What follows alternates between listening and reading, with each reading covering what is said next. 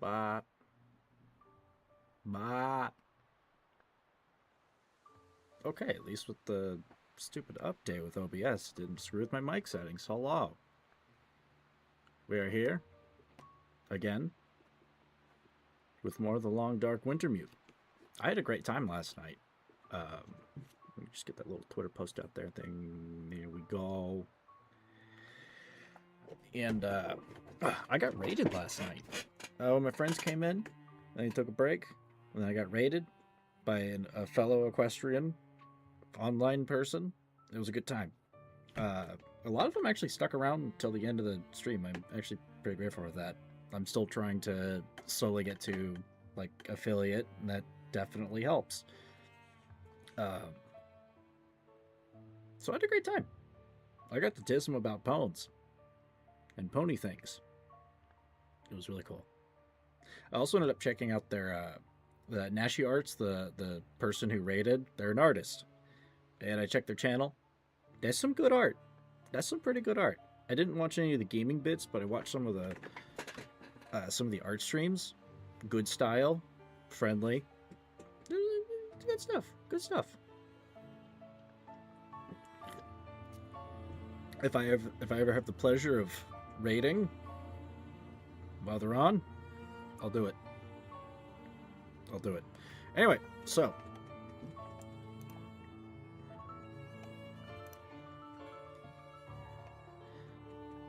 let's get into this.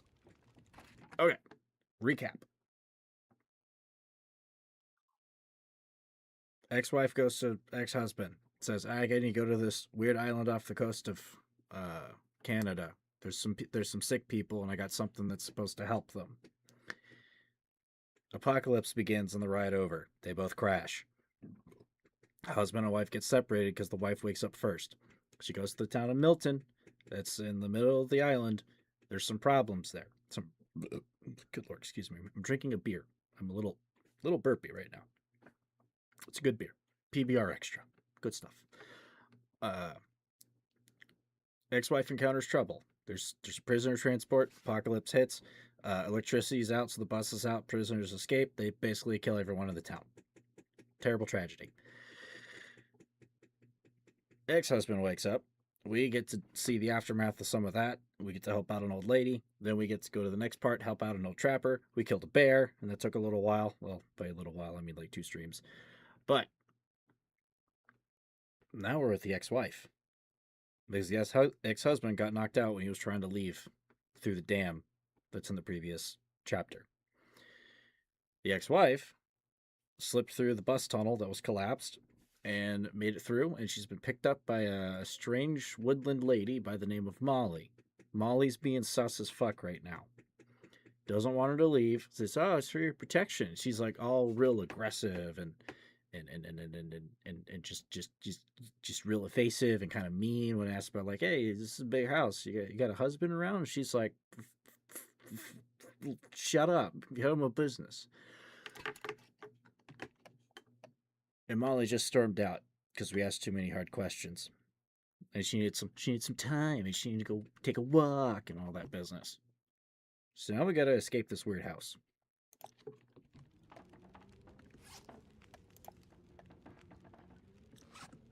Okay, we still have a sprained ankle, it seems.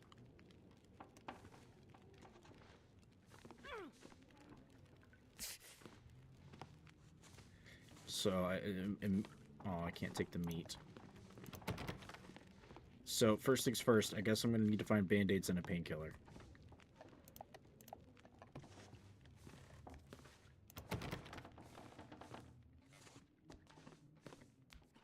Which I don't see much of this place as lootable right now.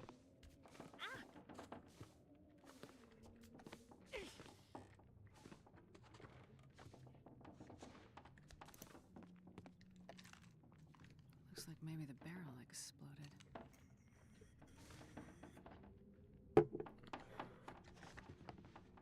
Maybe it's squibbed? I'm gonna need some.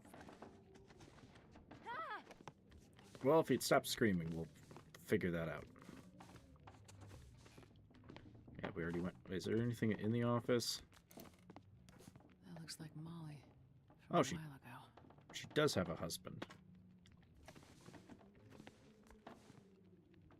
She doesn't look very happy in this photo. Oof. I thought that was a cat picture. That's a bear. That's the opposite of a cat.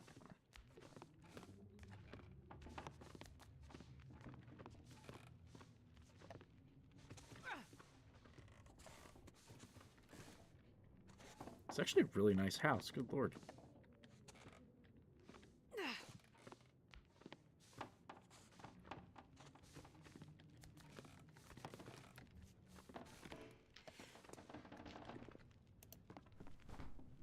Torn from something.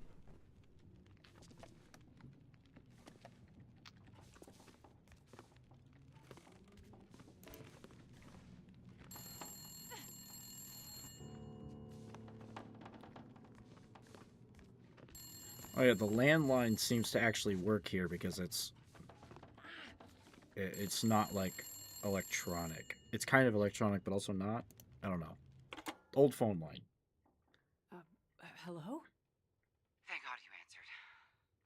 Molly? Yeah, it's me. Listen up, Doctor. Okay. They have me surrounded. They're smart sons of bitches. Who has you surrounded? Are you in trouble? Not who, what? It's those damn wolves. They've cornered me in the barn. Sounds like they're trying to find a way in. But wolves don't usually bother people. Don't bother people. Shit, lady, haven't you been paying attention? Never mind that. Okay, what can I do? I need you to bring me something from the house. Okay, but you locked me in here, remember? Flower vase. Key to the basement's under it. Look for the gun locker. Grab the rifle rounds. Take the old revolver for protection. Might not stop a wolf, but it'll slow one down. Follow the blizzard line from the house to the barn. Get here quick and we'll figure it out. Hurry! Okay, I'm on my way. Go straight to the gun locker. Stay out of everything else, got it?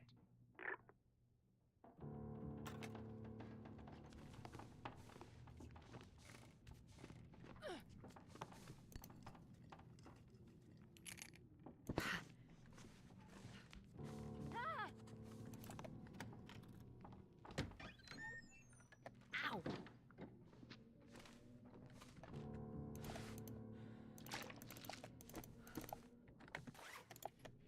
Okay, some better, slightly warmer clothes, but how we looking?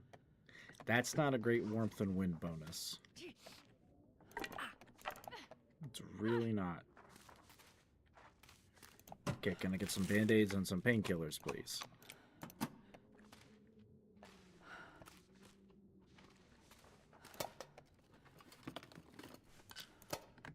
Thank you. I need these.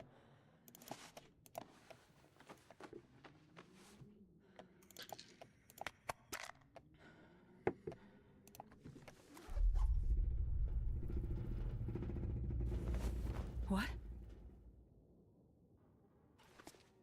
That's a body.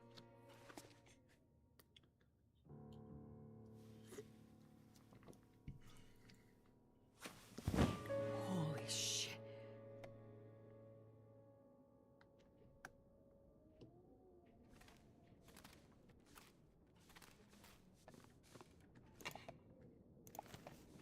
Storm lantern right off the bat. Some fuel. Okay, I'll take it.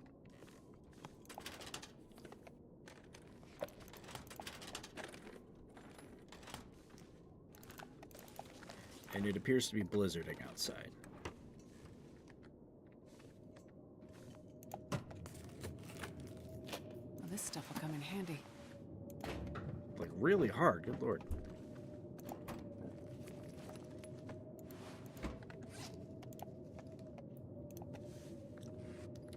Okay, better than nothing there.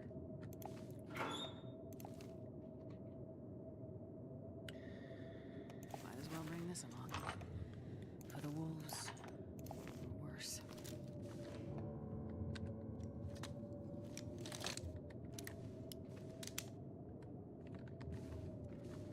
9 rounds. That's not quite going to be enough ammo. Maybe. It's not enough ammo in my book.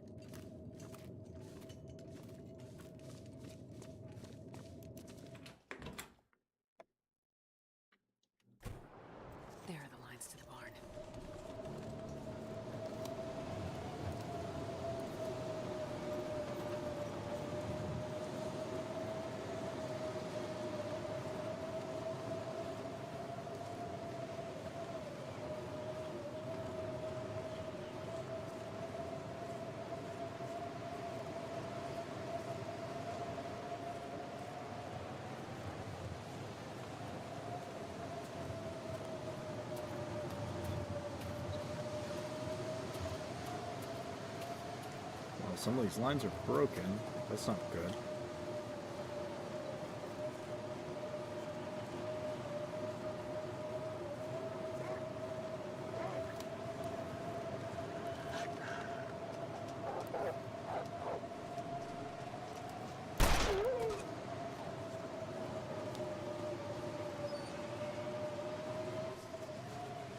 Little shitter.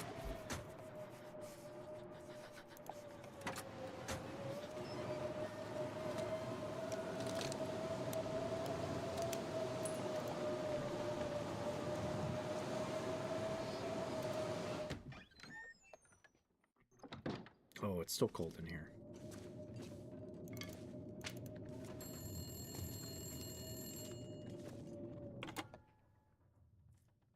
Hello? That you? Molly? Yeah. Look, sorry I bailed on you, but I couldn't take a chance and wait. One of those big bastards broke into the barn. And as luck would have it, I'd left my bow in here last summer, completely forgot. Anyways, took care of that son of a bitch. Molly, I was in your basement. Right. So? I found the body. Molly, who was it? It's none of your business. I told you to stay out of my shit. Huh. An old flyer for a town meeting of some kind. Looks like the town's not too far from here. If Mackenzie did pass through, he might have ended up there.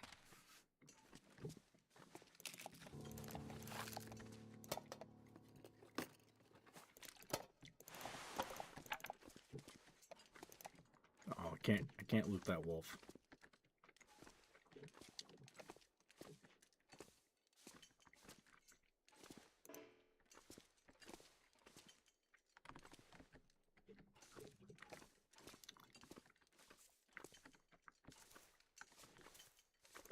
I think I can use this.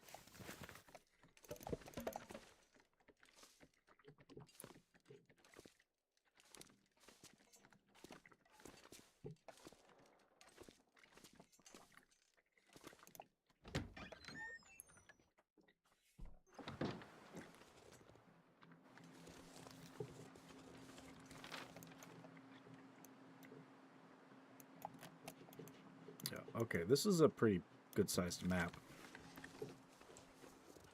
It's very open, and I'm freezing. And there are still wolves stalking everywhere.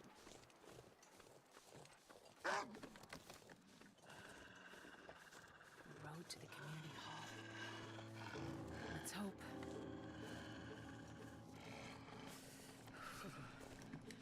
Actually, let's see if I can lead him to the other body. I can just light one fire and I can harvest both of them. Wait. I don't have a tool for that. Okay, that's going to be not possible. I'm just going to skedaddle. I need tools. And I need to get warm, so I need to find a spot to hide and light a fire. Very, very quickly.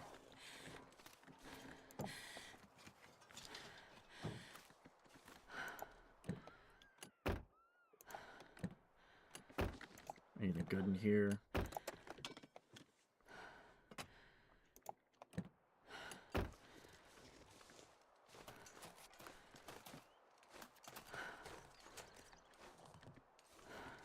The Heartbreak Bridge. Okay. She's a heartbreaker. And more wolves Find ahead. some place to escape this cold. Working on it, Astrid. We'll get there when we get there.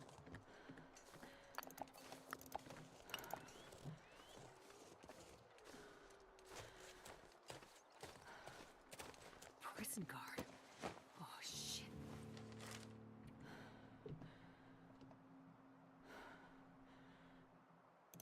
Inmate transfer. Nothing else on you, pal? Damn. What if I follow the blood?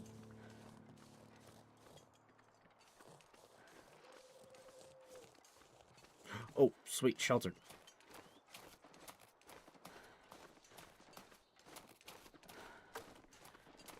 This'll work for now. Another body.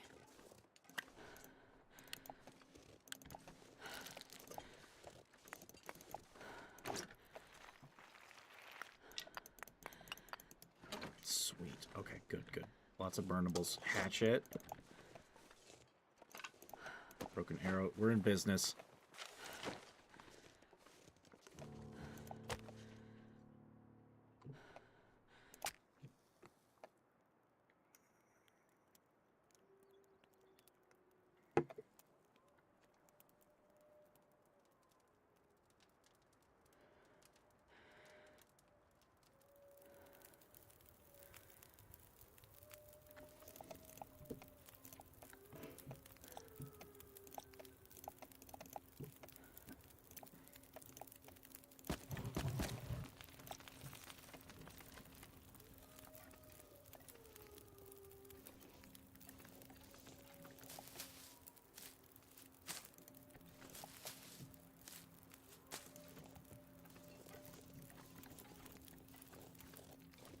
Any more rose hips? Yes. Okay. I could use some tea.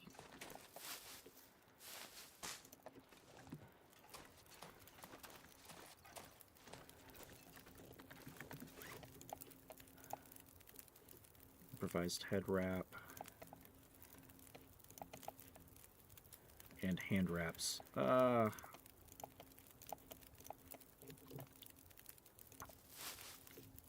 Not 100% sure if those are going to be terribly useful.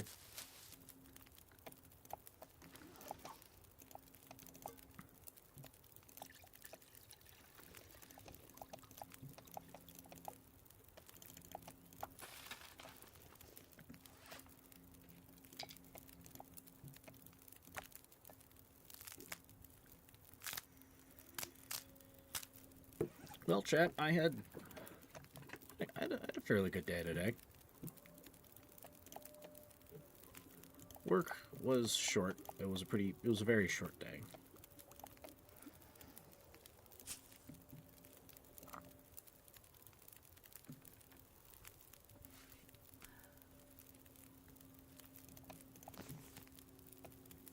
Treatment didn't do anything, but that's okay. That wasn't the point.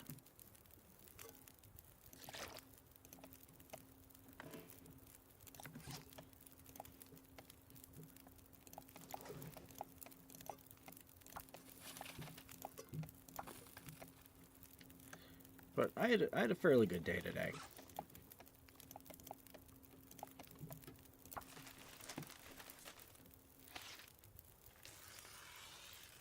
It's a nice and quick one. And then after work, I had there's an old coworker that is kind of my pseudo girlfriend. We're taking things pretty slow because I don't see any need to rush into shit because we're still both trying to get our shit together as far as our lives and whatnot. At the coworker from the pizza place, she had a rough couple of nights, so I got off work early and then I swung over by her place and gave her a hug. We chatted a bit. It was a good time.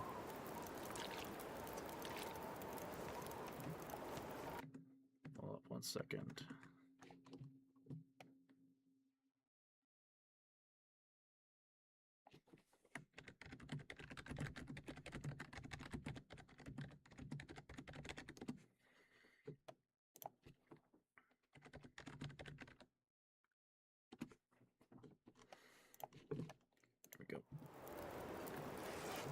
Just messaged a couple of friends.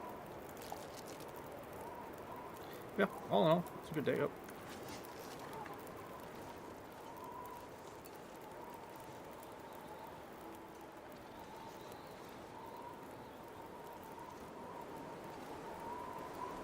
I swear I heard something.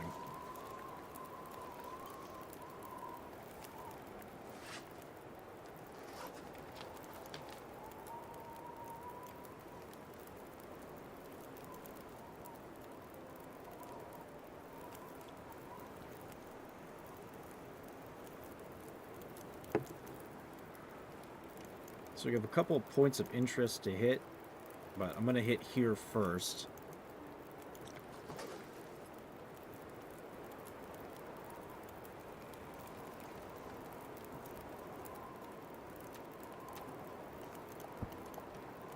to sleep for an hour. The fire's going to die out. I don't know if the weather's going to take a better turn or not, but I've got to get moving.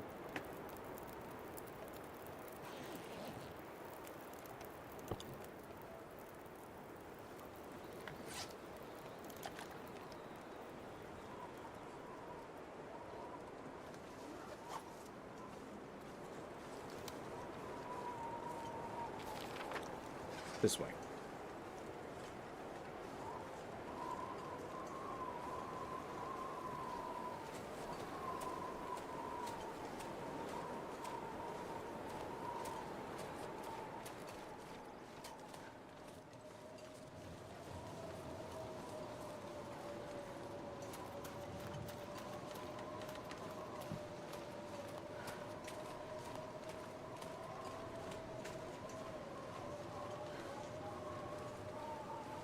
But I felt better even after not getting a lot of sleep due to being up and streaming late at night. I had a good day. It wasn't too bad. I had to do a little bit of heavy lifting, just nothing super frequent, but it was good. A little sore in some spots, which I haven't been for a while. Oh, what is that? Hope nobody needs this anymore. Oh. Oh.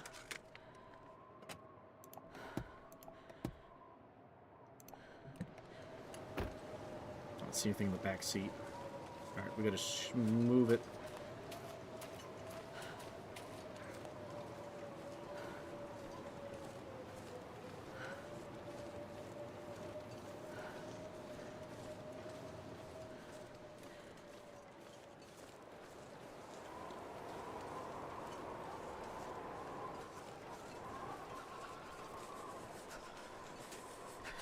Get the fuck out of my goddamn chat, you fucking likely scammer bullshit. You didn't drop a follow, you didn't do a goddamn thing.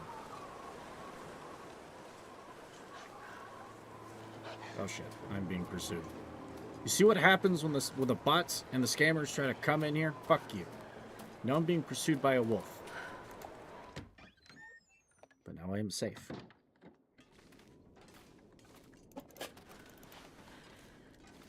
Let's see, yo, bro, just caught your stream, can't stay long, so drop the follow. No, you fucking didn't. If you did, it would actually have been helpful. At the least, could you make your stupid, shitty fucking bots drop a fucking follow? God forbid, you actually be fucking useful. Perfect. Ooh. I'll take it.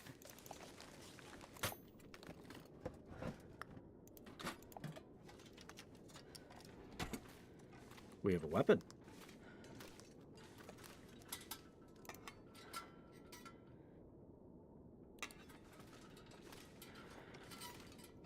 I think if I had a hacksaw, I could break that one down. Another bedroll, which This'll come in handy. I don't think I need. 77%. What's mine? Wrong button. 82%. Oh, it's warm in the truck somehow. Warmer.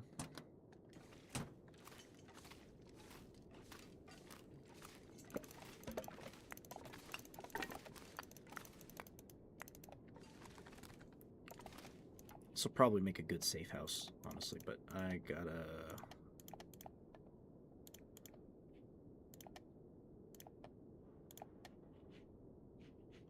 don't have any fuel. I gotta try to start a fire. It's too cold in here. Shit. Come on, little fire. Come on, indeed. It's a 75% chance.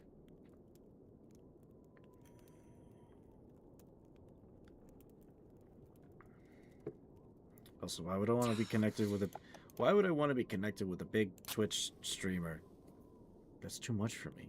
That's too much.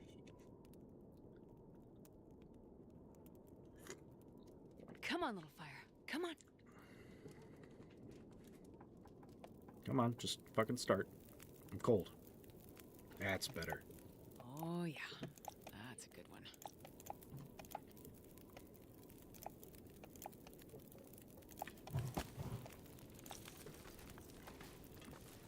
almost nightfall. It would be prudent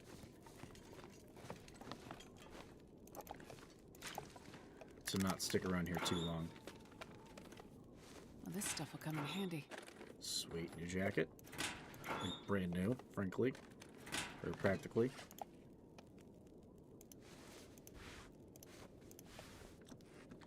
Oh, my clothes aren't even, like, fixed up all the way.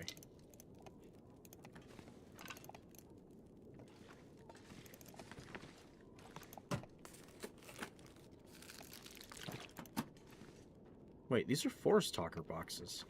I think I can use this. Ooh, firearm kit. Good. That revolver's...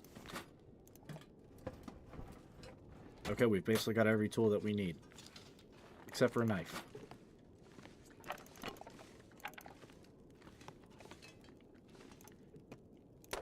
Anything in the crates?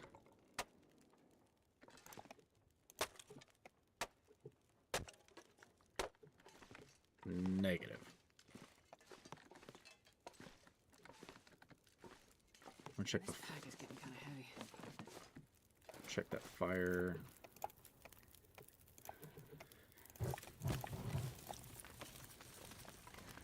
Bit more fuel. We'll break everything down in here, I guess, just to get... See if there's anything hiding inside. Maybe get some supplies. Sometimes cardboard boxes and crates will have stuff hiding inside of them.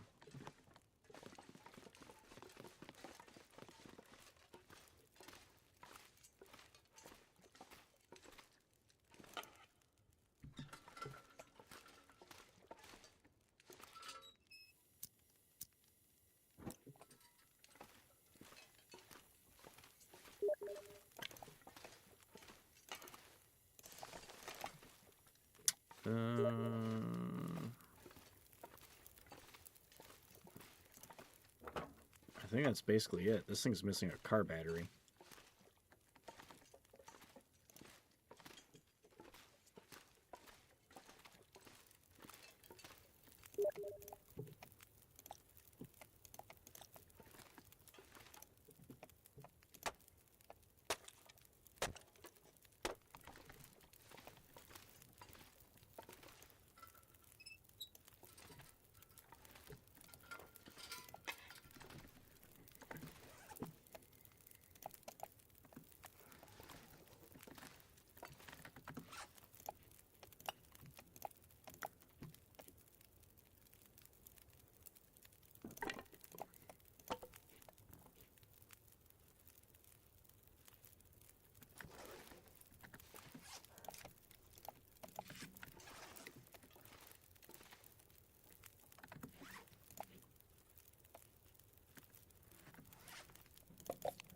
Okay, we're still not looking good on food, so after tonight, we've got to get to town.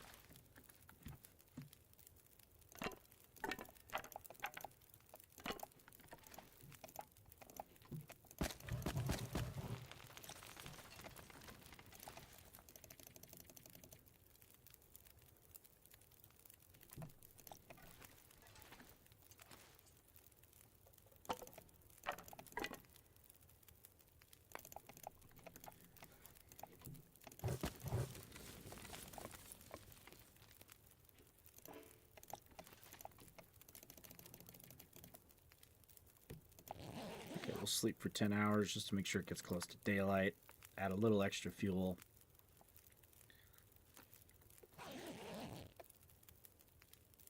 It's still dark, so add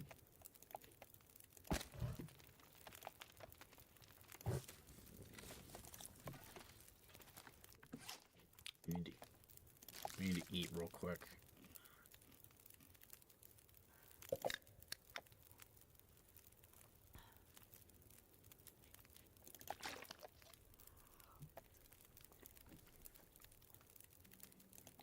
At least we have enough stuff for breakfast.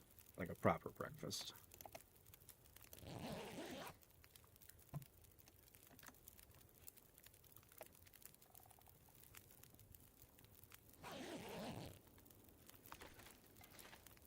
Perfect.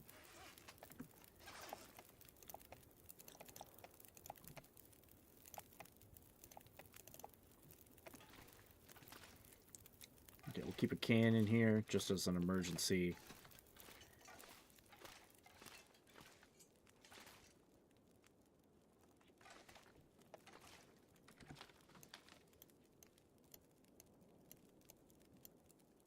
Okay, go south, east, hit a bridge.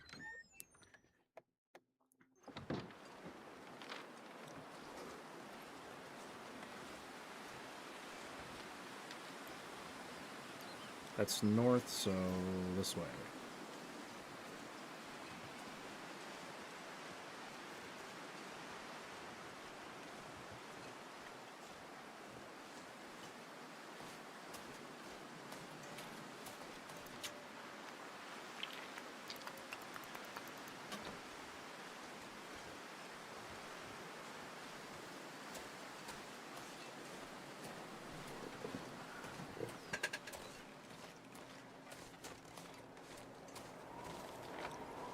Okay, this is it. This is the bridge.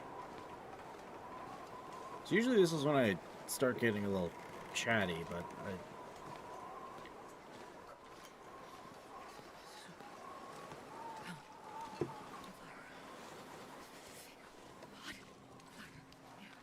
okay, we gotta run.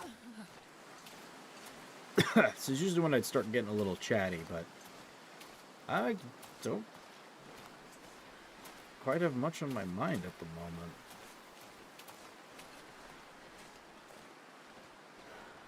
Those are usually a little spur of the moment. Usually when I'm feeling a little melancholic, but I'm actually feeling pretty good today.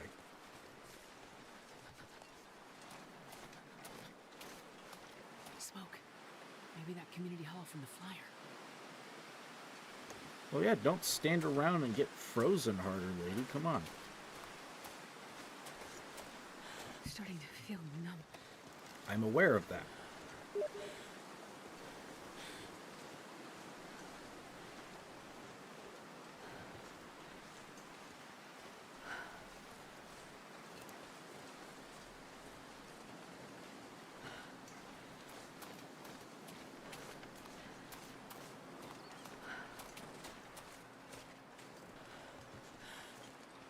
Okay, we gotta move quick.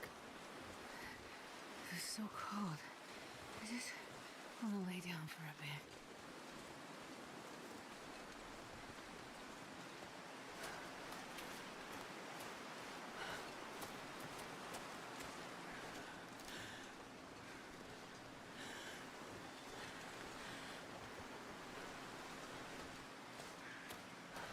Mining town. It used to be anyway.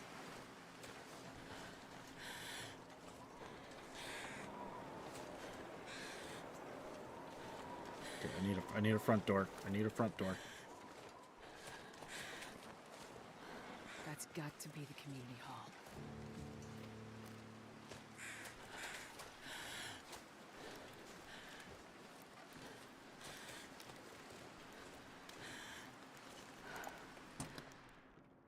Oh, it's not any warmer in the vehicle.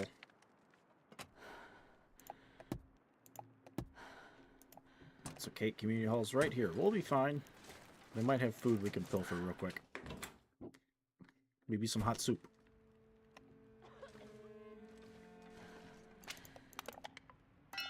Hope nobody needs this anymore.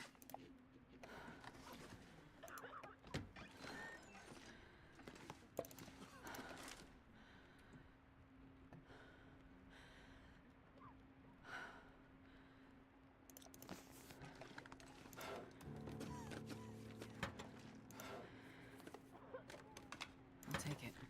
Magnifying glass, that might be useful if it's daytime. There's a lot more open ground on this one. I'm thankful that this church is just letting me pilfer their things in the front office.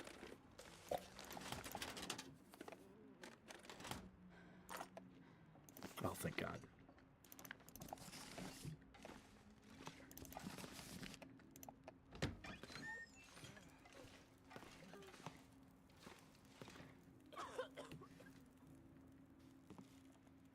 Oh, hello. Did you come from the crash site like the others? All the cots are taken, but you can sit by the fire, warm up a bit. Crash site? How did you know about the... The crash site. Don't you remember? Another one suffering from shock, maybe. I crashed, but days ago, far from here. No. You crashed yesterday. In the hills. A terrible crashing sound. I even heard it over the howling blizzard. Don't you remember? Listen, I'm sorry. You must be mistaken. I crashed, but not here. Oh, of course. Well, please stay and warm yourself by the fire until we can figure out where you belong. What is this place? This is the old community hall in Thompson's Crossing. We gathered people here when the weather started turning bad. 4 days ago? The houses became too cold, and it seemed better to bring everyone under one roof. Then yesterday, the crash survivors started showing up. So, these people are all survivors of a crash? Well, most of them, yes. There were maybe half a dozen people in and around the town site when the blizzard first hit. Over the past day or so, the rest have slowly arrived. Most of them from the crash site. What crashed? A passenger airliner, best I can tell. Most of the people who arrived were too weak to talk about it. But judging by the thundering sound and the size of the fire on the hills, whatever crashed up there, it must have been something big.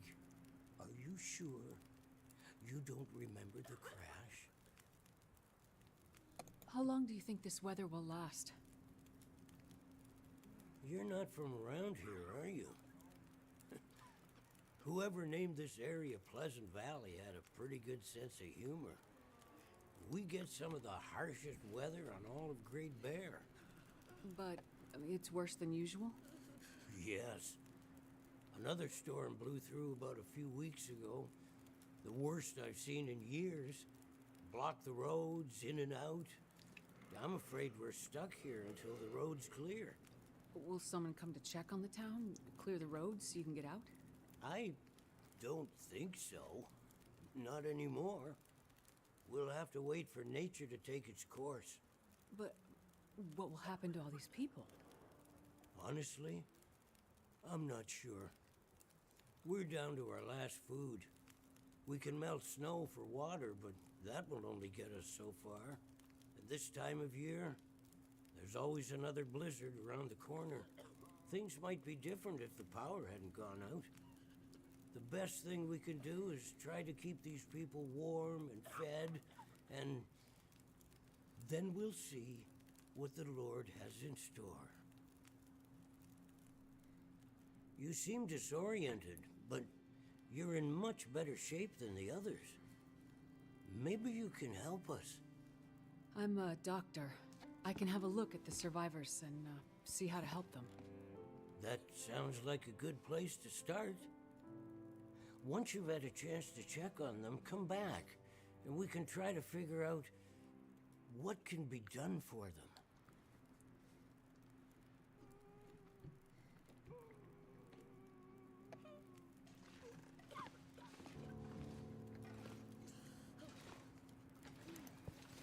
Let's see what's wrong here.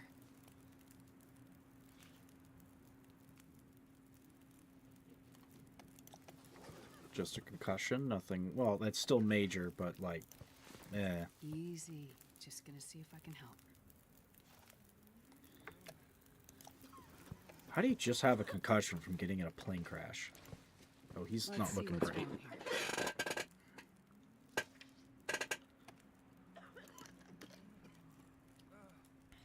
There. That should be better. I'm Dimitri. gonna check you over.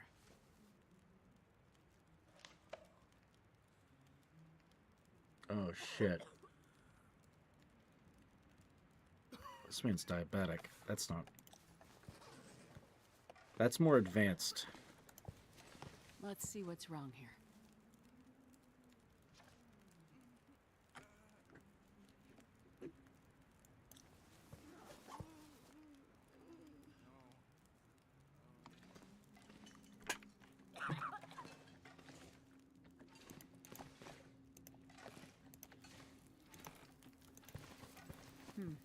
I'll see if I can help. Mr. Winston?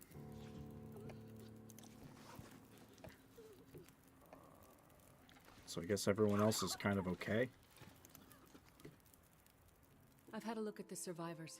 Most are in fairly good condition given the circumstances. These were the lucky ones. You'll find the ones who were less fortunate in the basement. May God take mercy on their souls. They died from their injuries, or were found dead. We put them downstairs to keep the bodies cold. And also, well, there are wolves around, you see. Yes, I've seen them. I think I can find most of what these survivors need, but there is a diabetic in the group.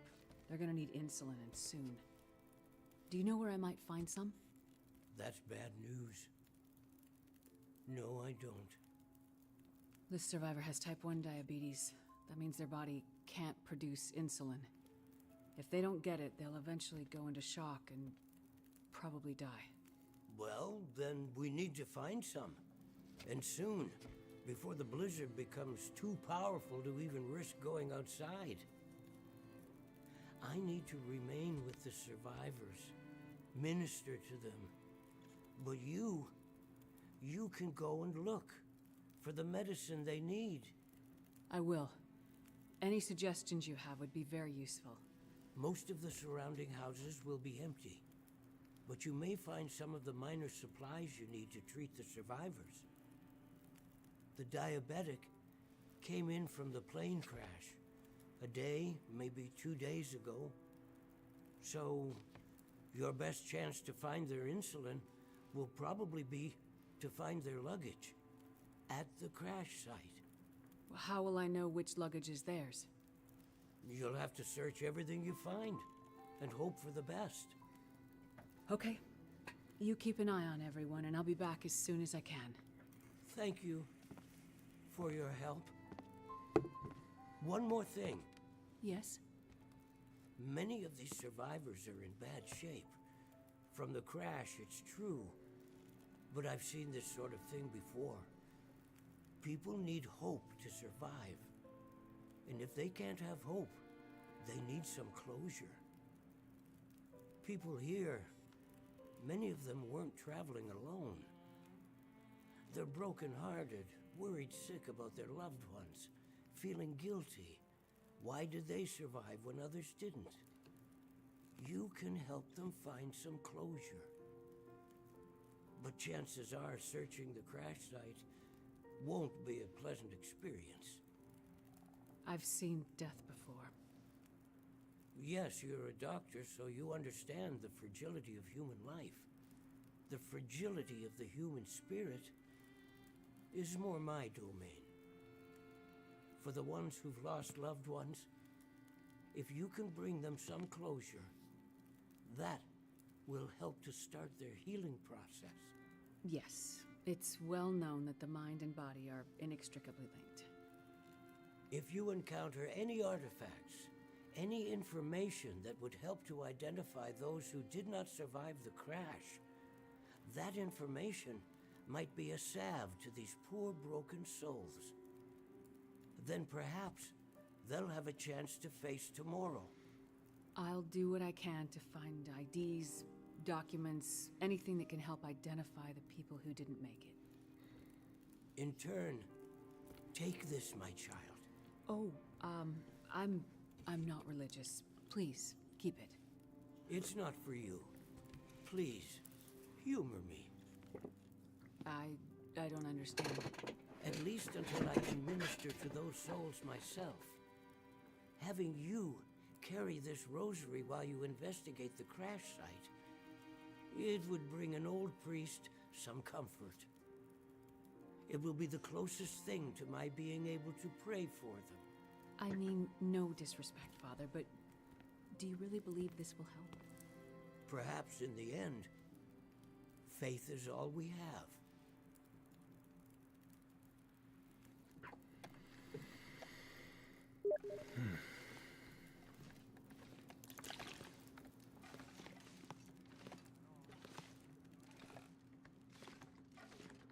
I don't think we're gonna find a lot of live people around here.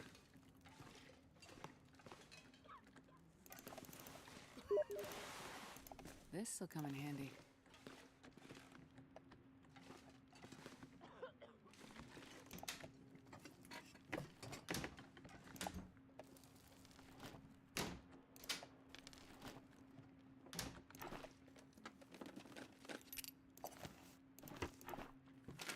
I wonder if I can drop any of this gear.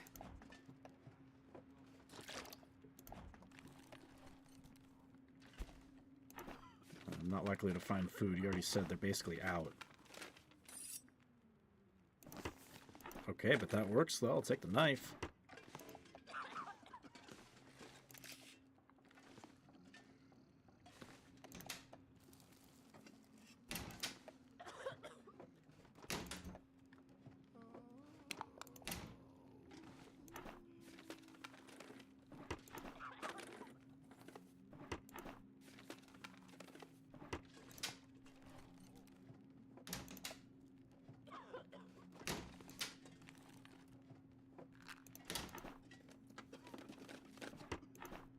We got a fire striker or something in here. Probably going to be lighting a lot of fires in this weather.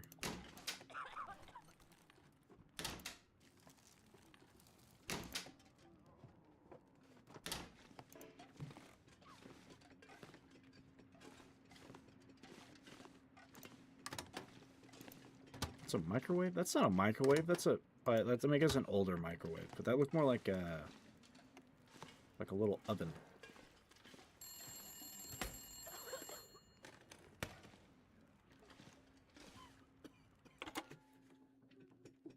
So, you're still alive.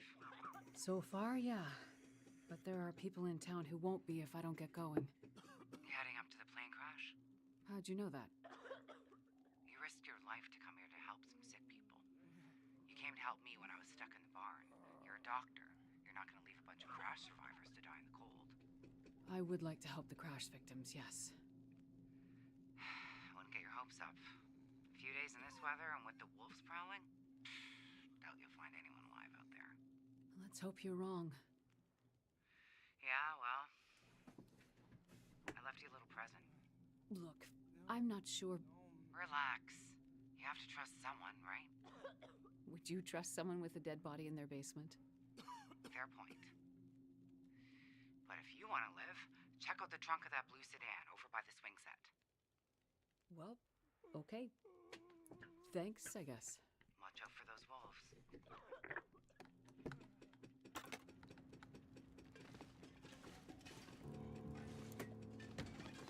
I wonder what she's got for me.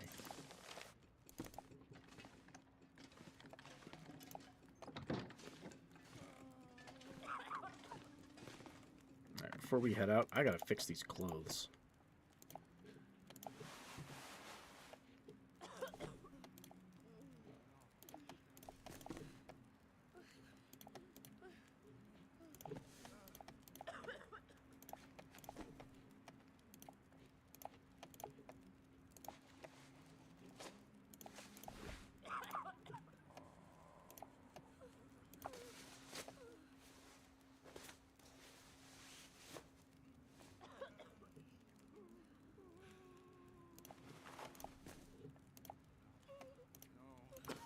I was kind of hoping I'm going to be able to craft some animal gear, but I don't know if I've unlocked those recipes yet.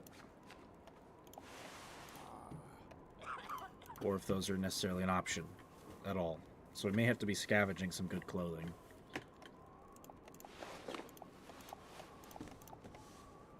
Either for a while or for this whole ordeal.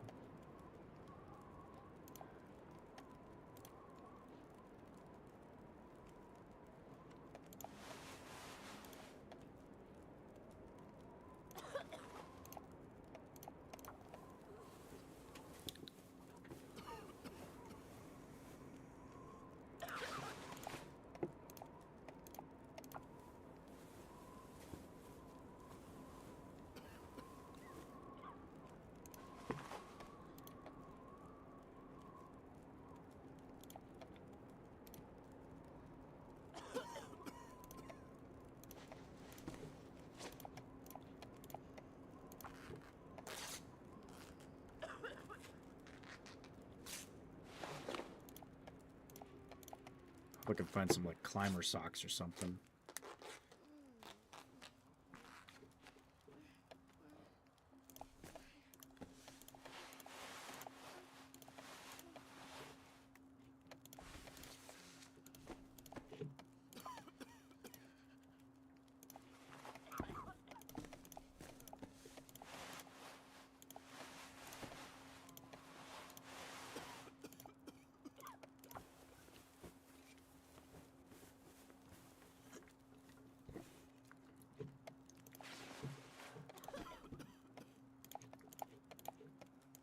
Here's a fun challenge idea. Can you beat the long dark without any clothing? That's a lot of fire and a lot of hypothermia, frankly. But it could be possible.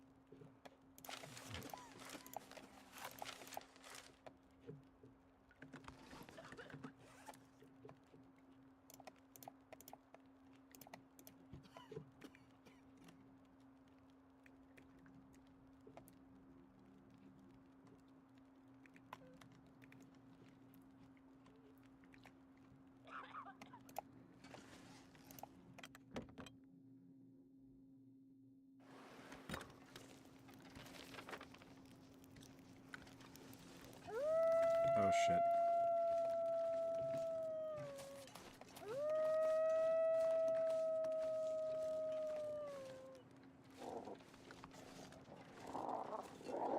What? Nope, we're just gonna hide That real can't quick. be good. Timberwolf packs have morale indicated by the meter. Timberwolf morale can be broken by shooting or throwing things at them. Packs with broken morale will flee, but may return once they recover. Think, Astrid, think.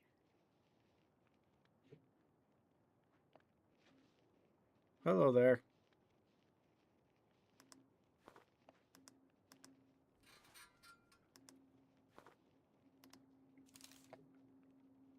Well, this stuff will come in handy.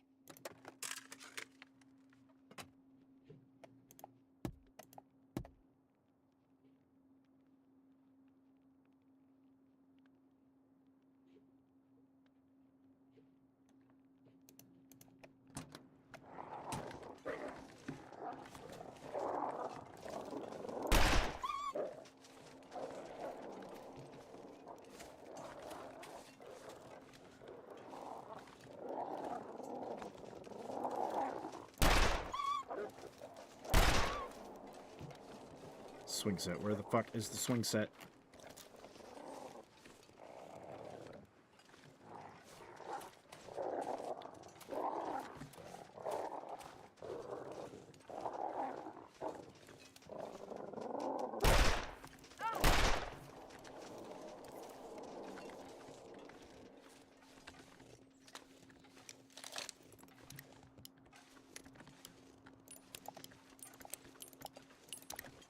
must have psychic powers. I could pick those up. That looks like a swing set to me. Some more help from Molly. Let's hope these work. Marine flares. Effective against Timberwolves, so the regular flares aren't going to do shit. Duly noted. I should probably check the visors for notes.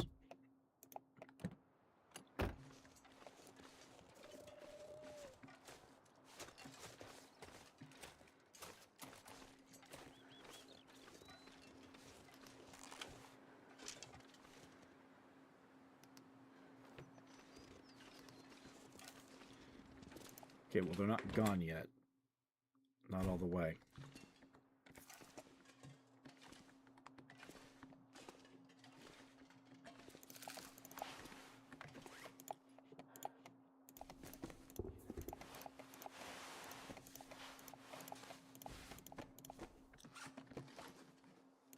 I think I can use this.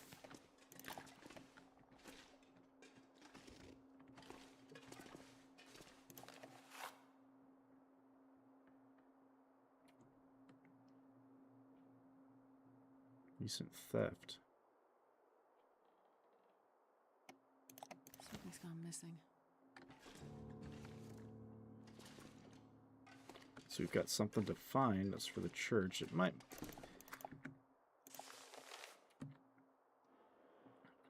Great Bears shape too much of its history and character of its residents. Geography, wide open fields with jagged mountain ranges, creates unusually strong weather events. Locals have long told of multi-day storms, high winds, and deep, endless cold during winter months. This can keep Great Bear Islanders from settling there. In fact, some saw the valley's wild and desolate hills as an ideal place to homestead.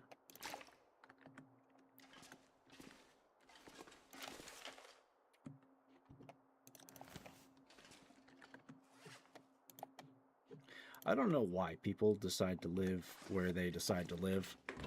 The state that I live in the United States, yeah, they're back.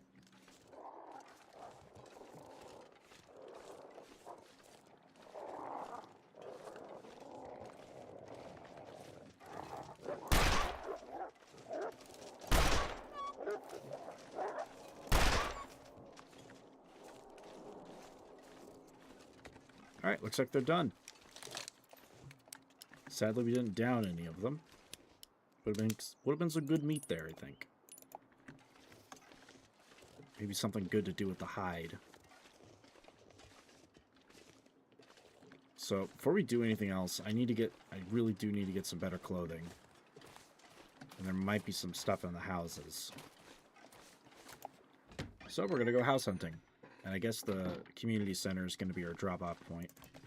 I'm not sure I can carry much more.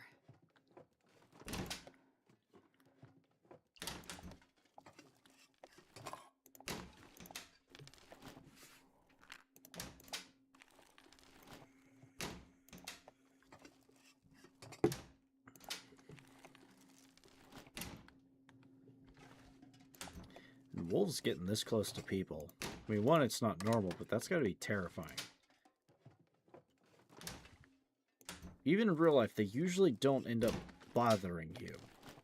It's probably within genetic memory to know that if they don't give you, if the strange upright monkey ape things don't give you food, they'll probably just kill you.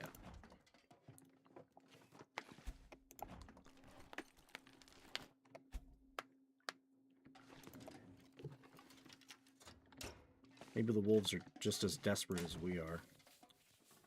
Who knows? Nobody needs this anymore.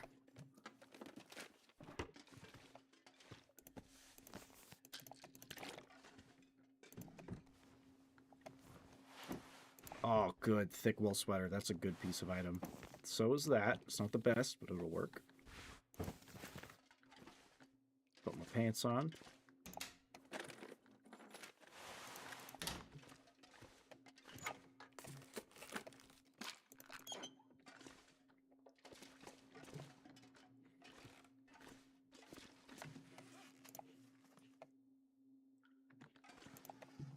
I'll take the water.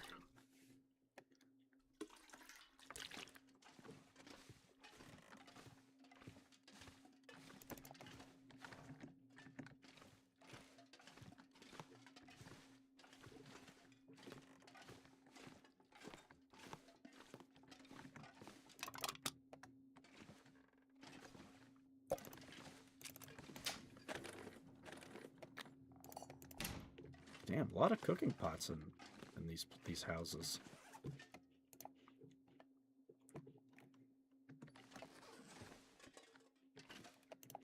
I mean, I'll take it.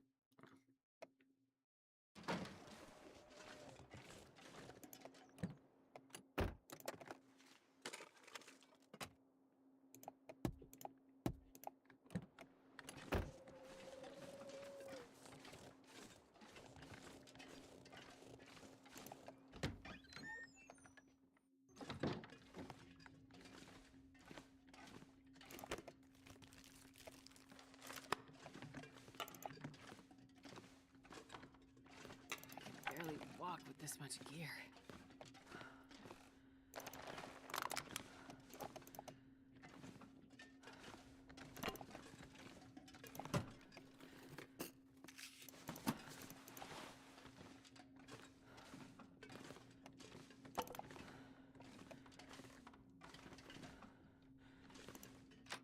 It's not really a house, it's more of a storage shed, but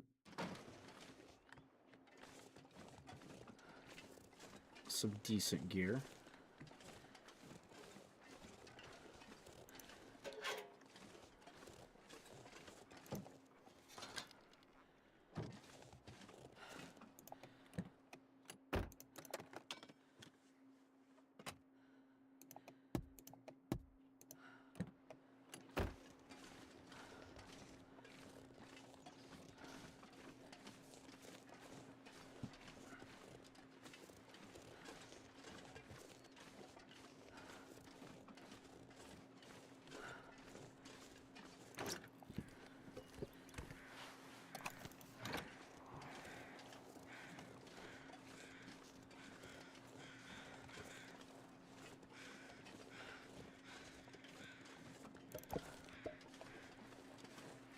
Okay, I'm gonna search these little stalls. I'm gonna make a drop off, and then we'll continue.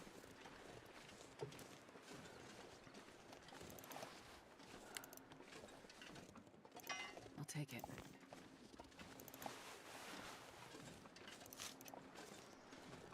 Mushrooms.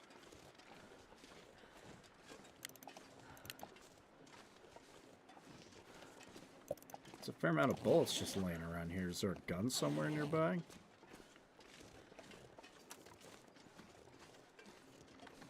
Because I like the revolver. It kind of works. I don't have a lot of ammo for it. And I was supposed to give Molly some of this ammo, and that just didn't happen.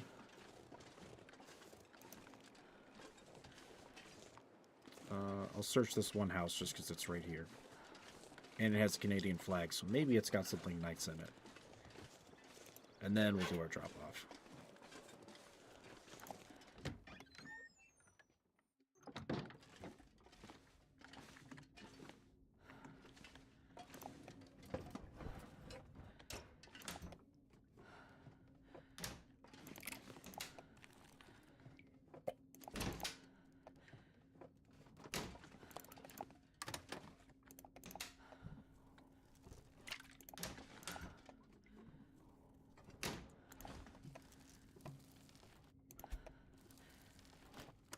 Looks like this has been here a while.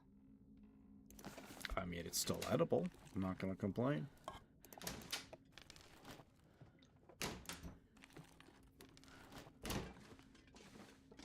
I will take it either way.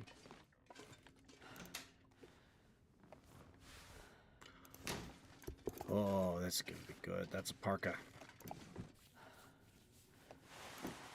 Sporty socks. Eh. This will come in handy.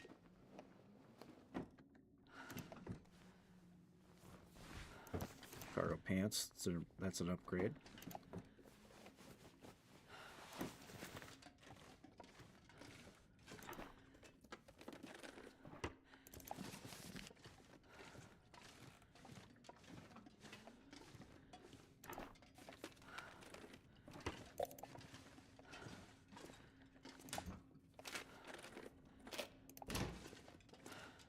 No first aid kit.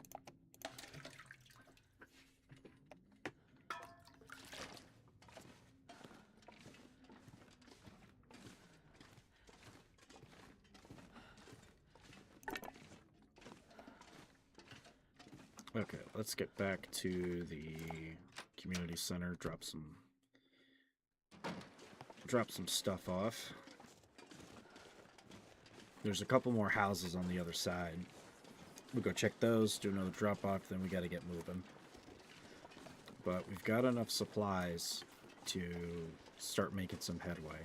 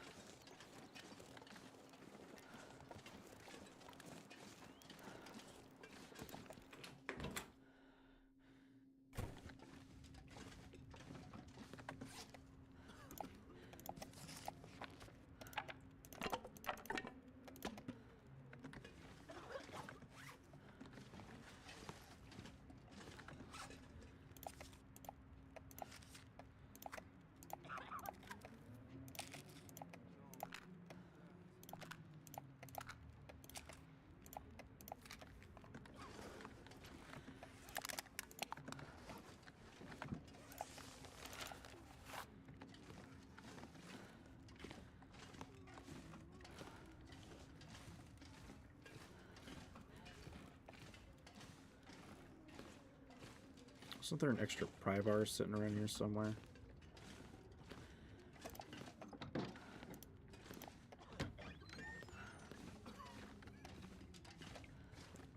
Unsure, but I need to drop a bunch of tools.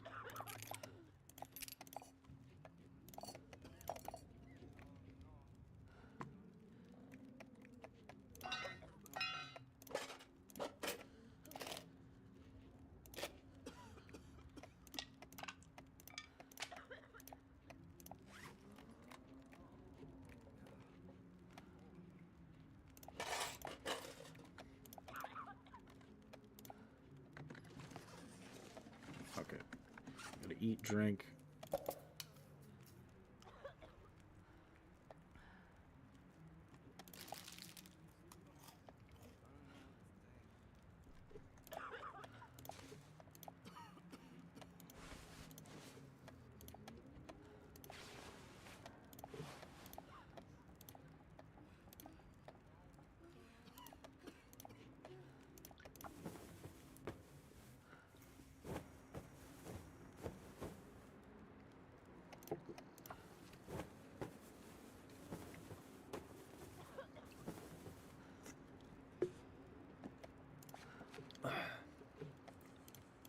You know, I kind of can't believe it's already Friday.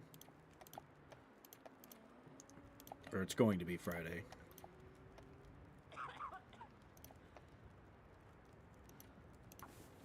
I don't know if the hoodie's going to be better than her sweater, but let's find out.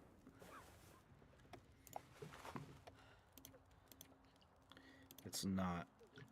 How's her wind resistance on this? 1.8.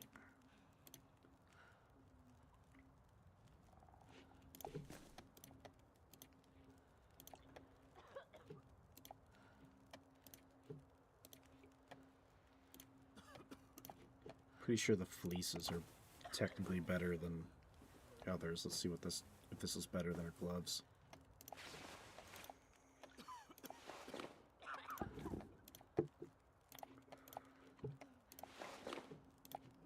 Definitely not better.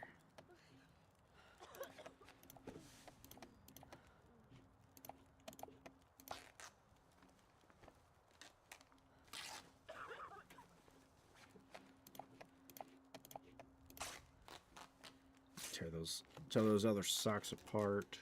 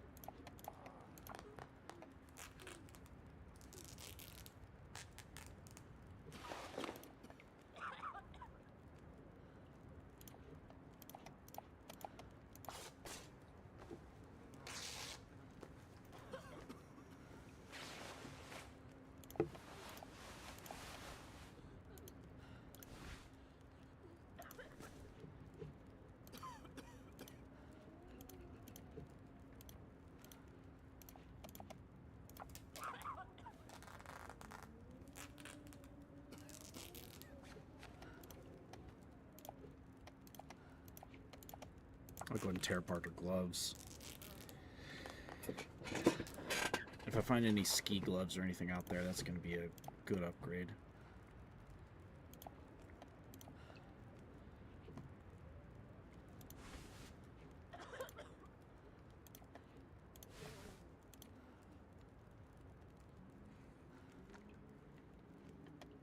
I don't know if the wind is going to be a bigger bane to my survival or not.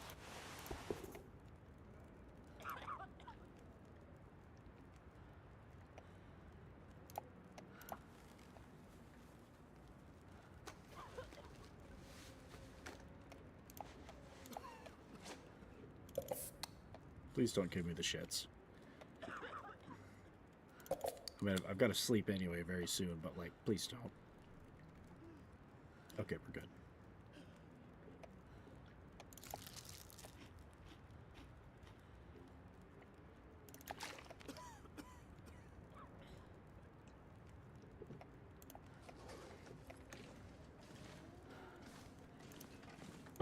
Well, this stuff will come in handy.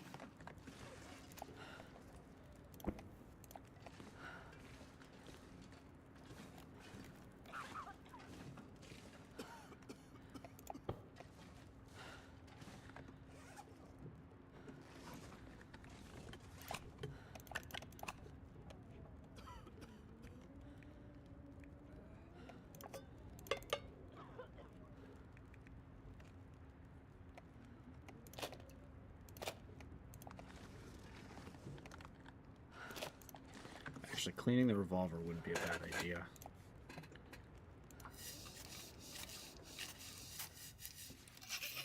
I don't need any misfires or jams, especially with the damn Timberwolves around. Don't need that at all.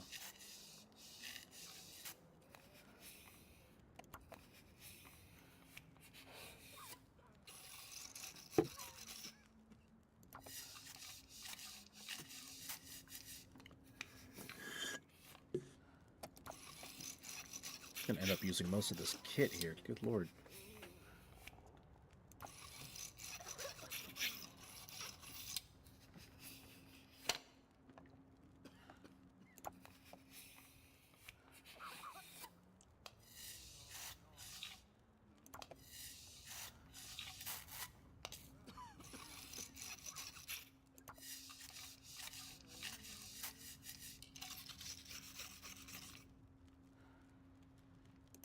I don't know if this thing has any oil in the kit, but if you have, like, cleaning solutions and oils, it does not take this long to clean a gun.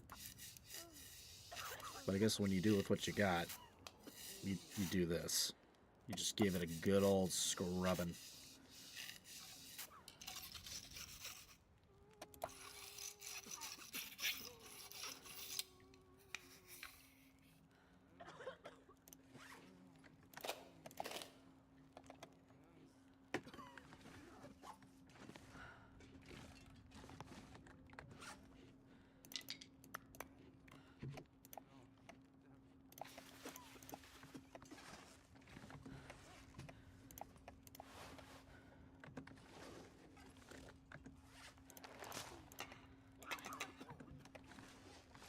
Okay, there's all the stuff that I don't really need.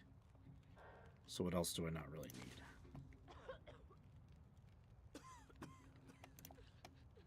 That might come in handy given the wind.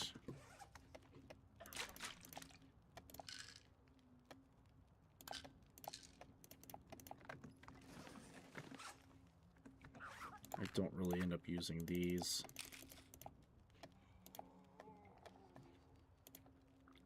This is just logs. I'm almost at my cap, but I just need to sleep. And then we'll be fine.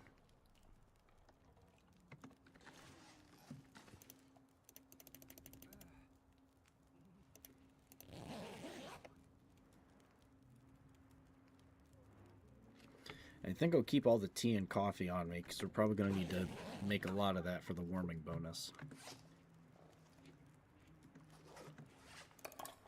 Don't give me the shits.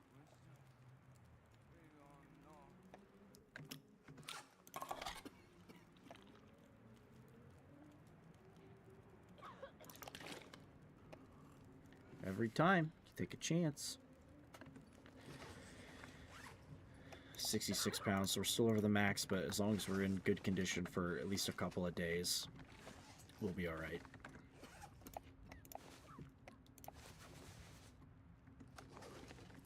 Just gonna drop it. I'd rather have balanced right now,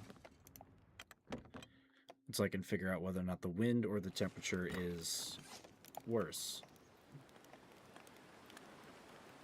And the wind chill seems to be worse.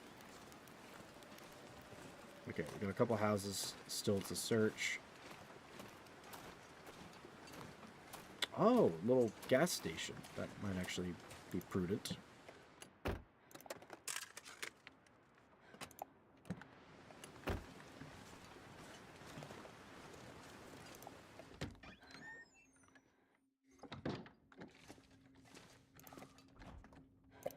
Probably useful.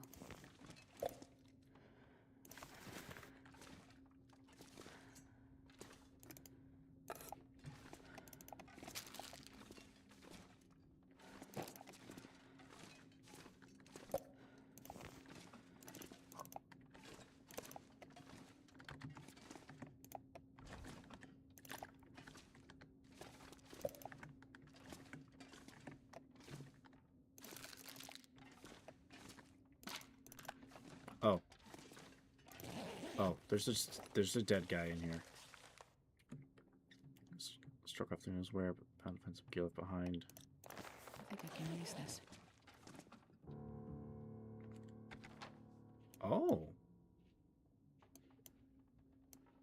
There's a bunker near the plane crash. Does the crazy old prepper have a gun, perchance? I could use a bolty.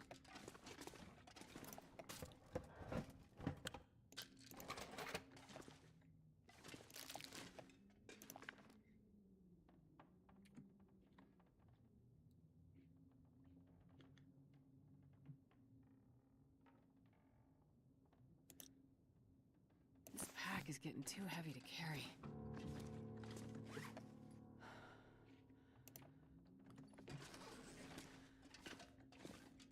Local Legends book. There is a cave. And it might have some goodies in it. It might be a safe place. Who knows? Because I don't know. Nobody needs this anymore.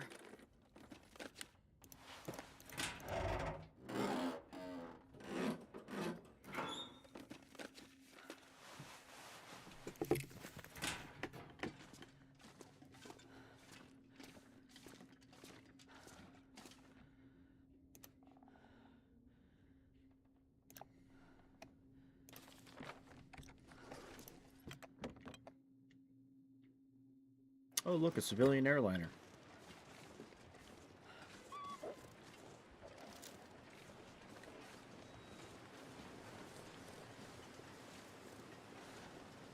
There appears to be a stray wolf in town. That might be a problem. Or it might be food. Could be both.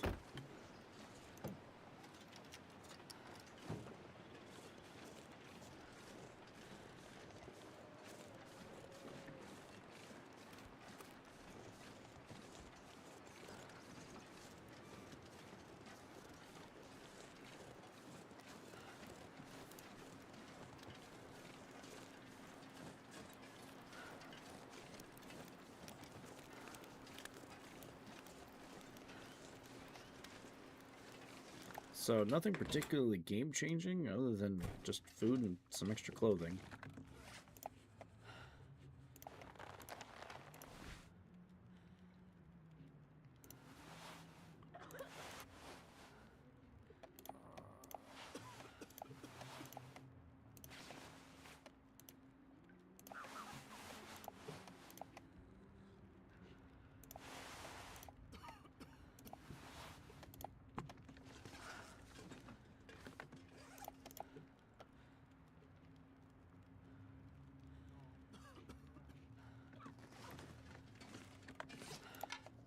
We'll drop this with the matches. We're gonna have plenty of those to go around.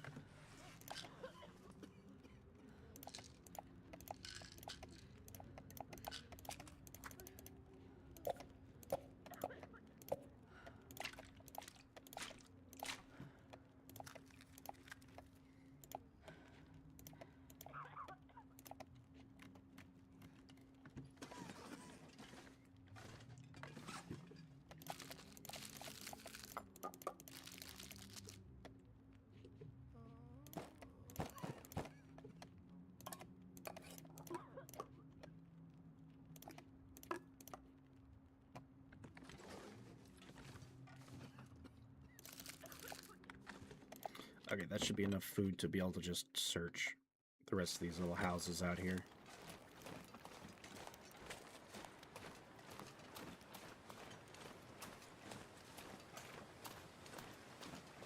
And once we've centralized some resources...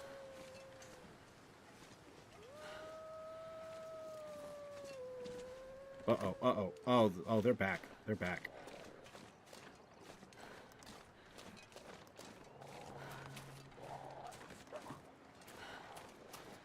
Oh, god damn it. That's the only one that's not boarded up.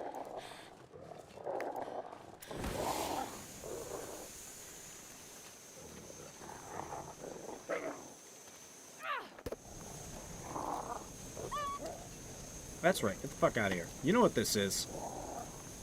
You know what I did to your friends.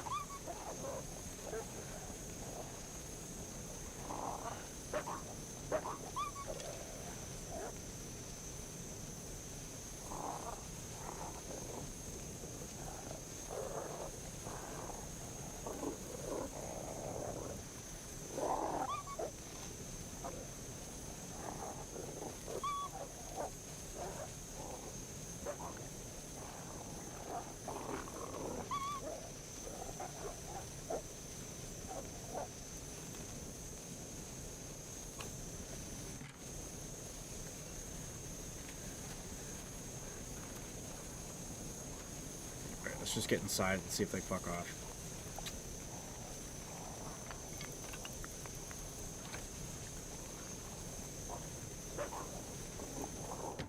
They have not fucked off.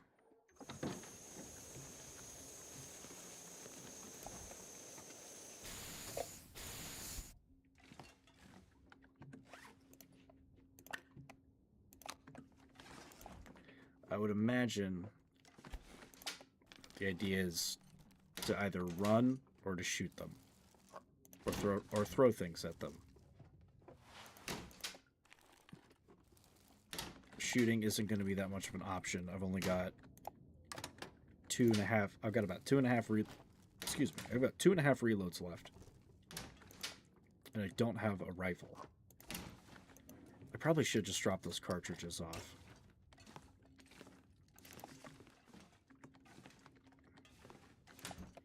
I'll probably find more, and then maybe I'll find a rifle. Hopefully soon. And then I'll have 2 weapons. And one of them is going to be much better than the other.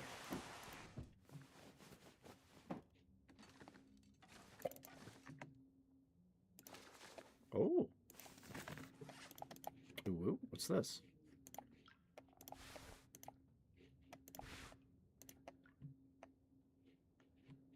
Windproof.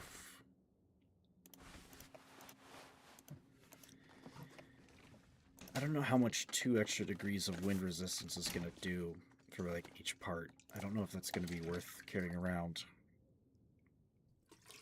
I'm not going to be able to carry this load for much longer.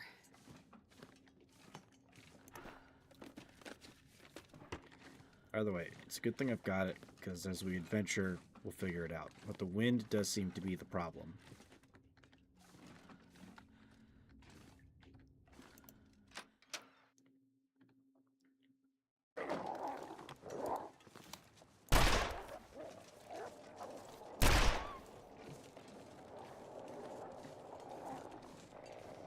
Shit. Okay, I can't sprint, so we're gonna have to have some good marksmanship here.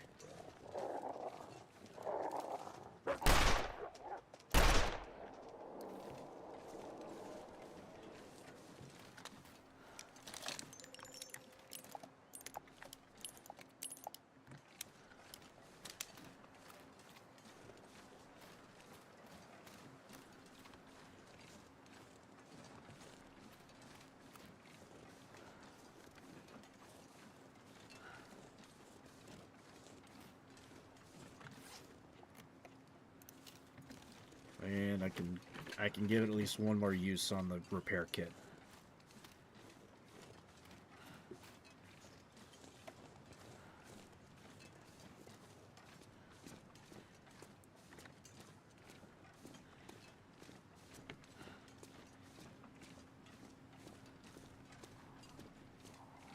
Oh, they're coming back.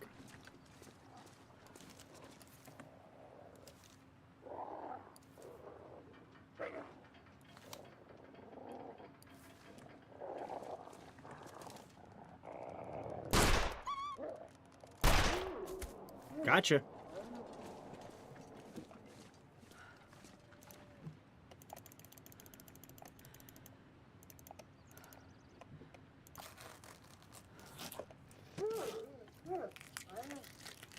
Wait, did another one just... Holy shit, another one just dropped dead. Double the meat and double the hide. That's the power of 38 special. At least I think this might be 38 special.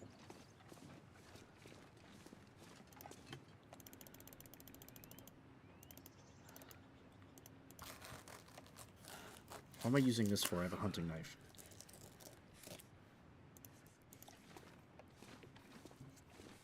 Yeah, whatever. It's dusk, so I can't be far behind.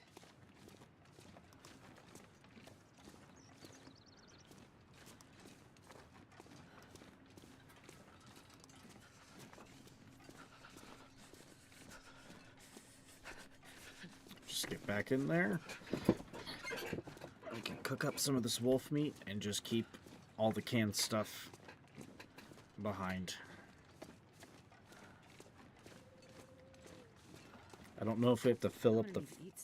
I don't know if we have to fill up a firebox or fill up a fridge or get medical supplies or anything for these people. If we have to, then we'll have to do it. And we'll try to go on above and beyond to get the better ends or whatever for it all. It'd only be right by these people. But that means we're probably going to have to do some hunting. 1 second.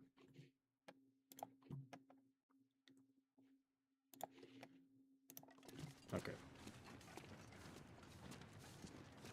Nothing new on Discord.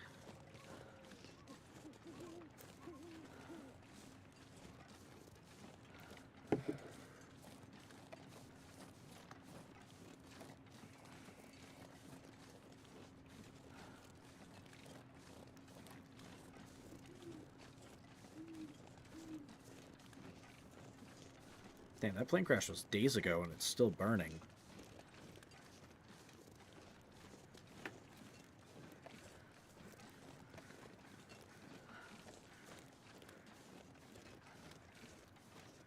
Man, look at that night sky out there.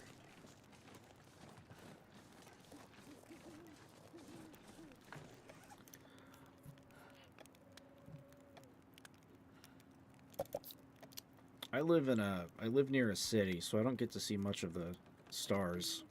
I get to see more of it because I live a bit outside of town. But I used to take hunting trips with my grandpa back when I had time for it and back when he wasn't so old and was able to do a bit more. Jeez, this is cold. Yes, it's cold. We know this. But our hunting spot was very well away from any large-scale civilization. Like small towns, like tiny, tiny towns kind of everywhere. Kind of dealio.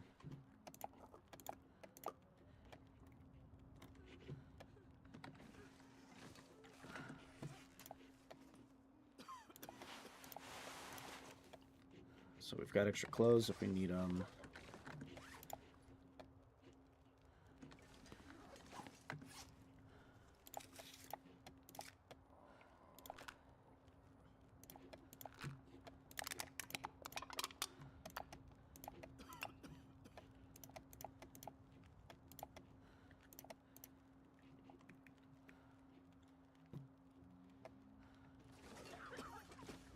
We should be getting our fatigue bonus here pretty soon. Can I cook here?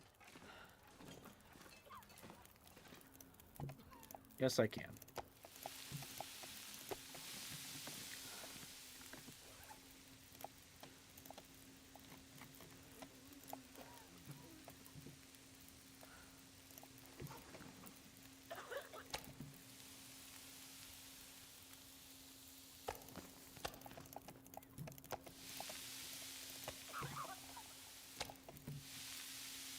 There we go. There's the weight bonus.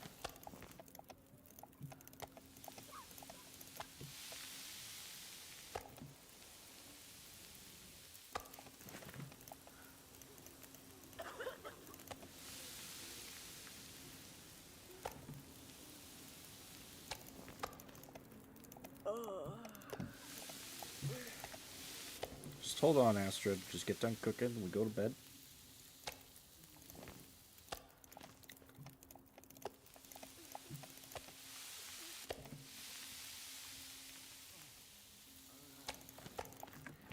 Okay, that's a couple of days worth of food right there.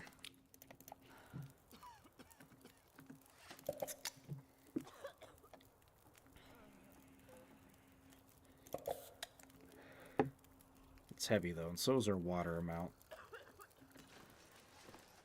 But we will be fine.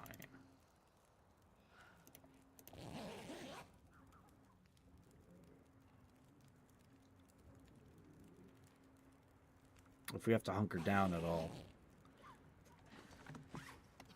soon, we've got enough supplies.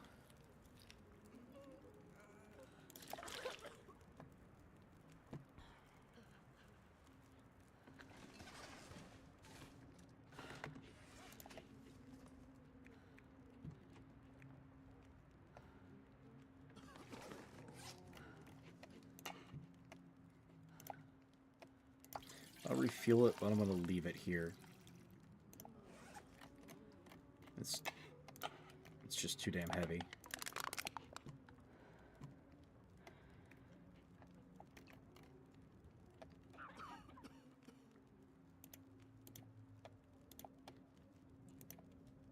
I'll keep the fishing tackle just because it might be useful. What else do I not need?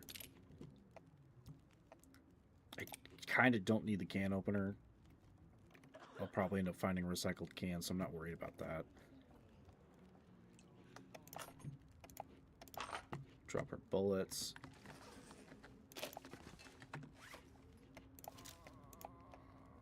Spruce up the revolver a little bit.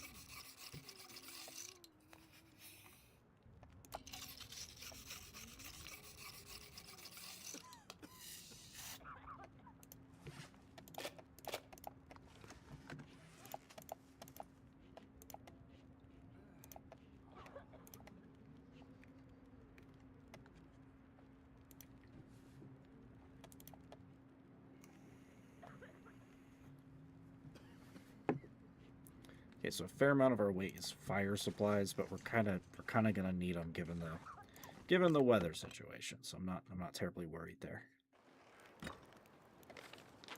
Okay, first things first.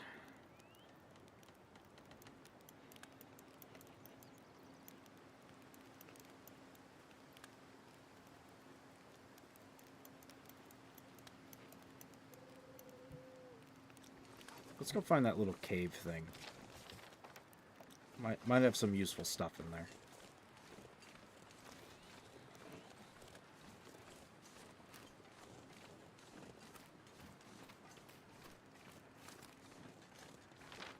So follow the road till it forks, and when it forks, just go straight. Simple enough.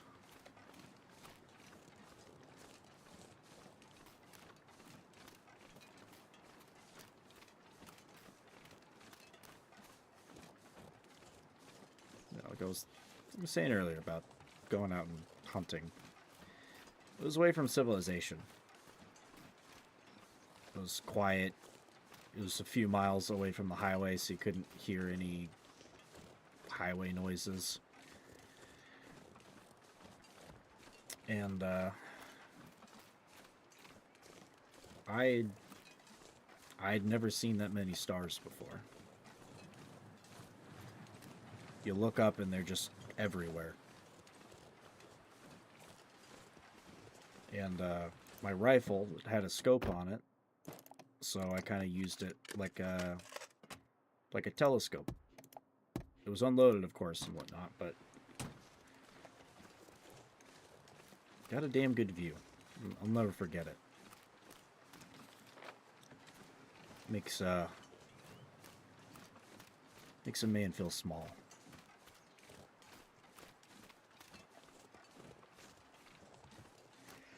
Phew.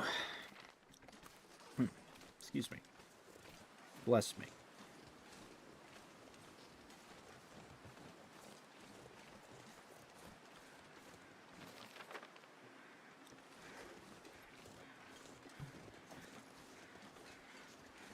So it looks like it's in the middle of these mountains.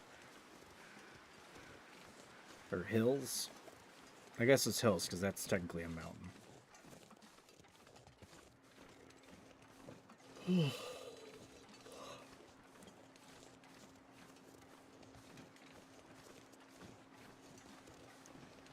There's a couple things I gotta try to get done this weekend for the channel. If I don't end up getting distracted playing stuff with friends and my...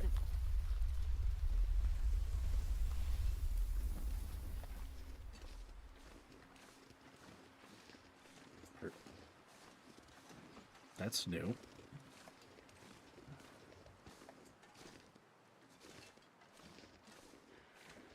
Hey, are we done shaking the earth yet? Jesus Christ. Why are there earthquakes?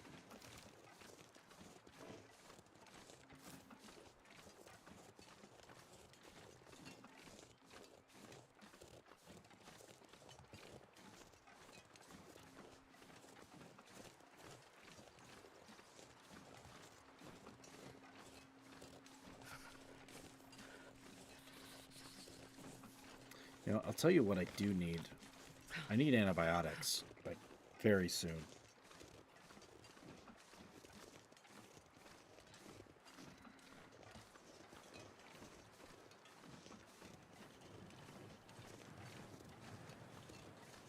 Fuck off, stream boo. That's another thing I gotta do. Well, I didn't even necessarily list things off, but I'm tired.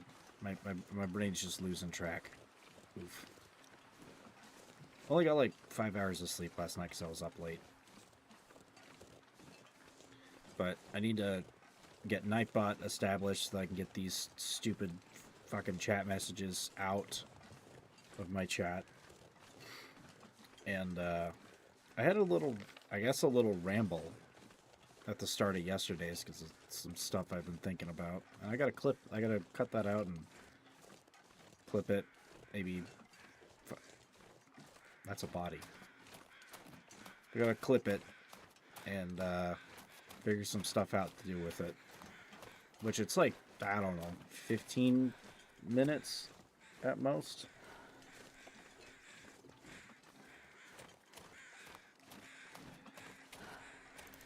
So brutal. This'll come in handy.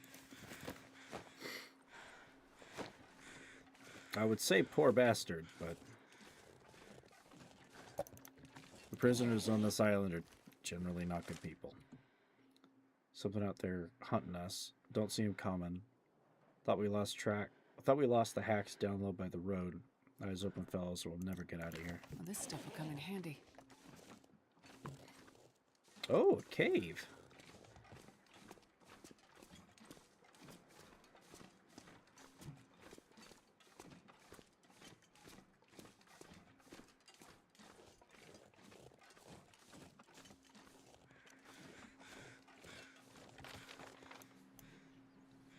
I can go check the next one. It's really not that far. Although if I'm already this cold, is it warmer in the cave? Maybe, maybe not.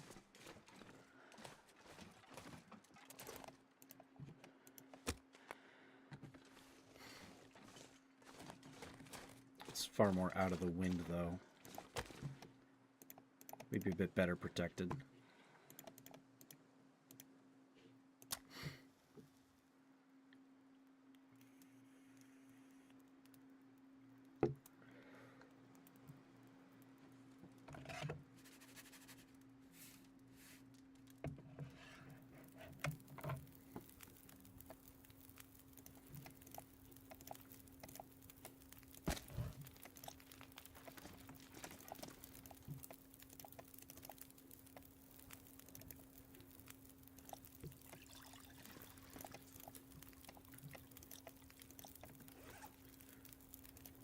Oddly enough, the cooking pot doesn't allow you to actually make more of something. I always found that weird. You can make a lot of water with it. That's the key part. You could basically boil enough water to last you about a whole... Basically last a whole day's worth with just the pot. It still takes a little while, though.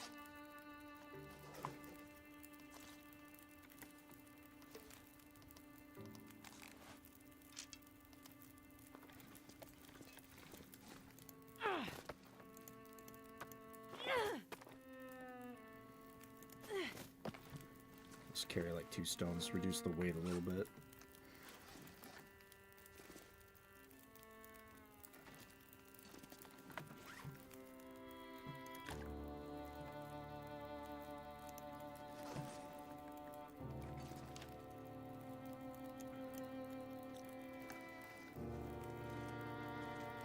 I wish I had a can of spray paint so I could mark stuff like in survival mode. I'd mark this as a safe zone. That way I wouldn't forget it.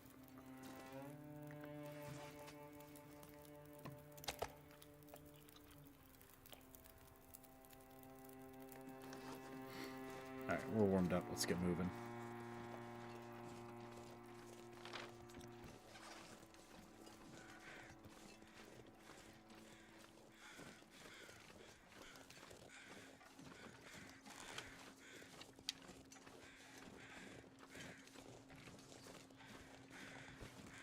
I haven't seen a lot of deer out here, and that kind of worries me. If I gotta mostly hunt wolves, that's gonna put me in a lot of danger.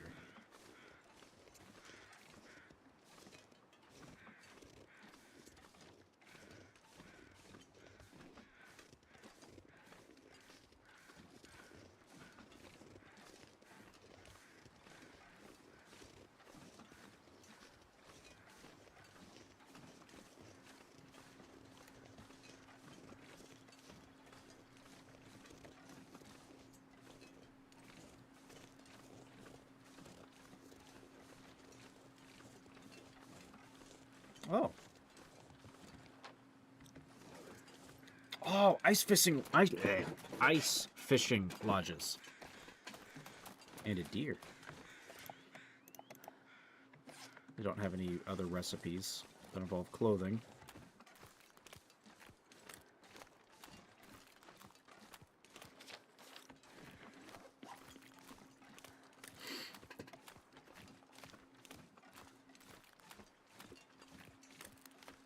In the last chapter, ooh. I could use this. As I was saying, in the last chapter, there was like legendary fish and stuff. Maybe there is some of this in here. But, I mean, obviously you can fish given the equipment here. But there were some,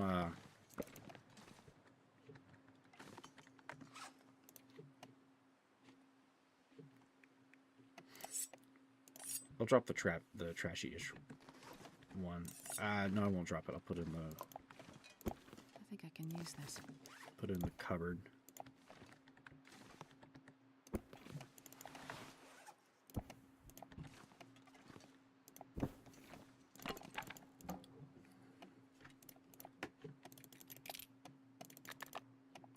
I don't think I have any spare hooks. I left them at the community center. I'll keep the good knife.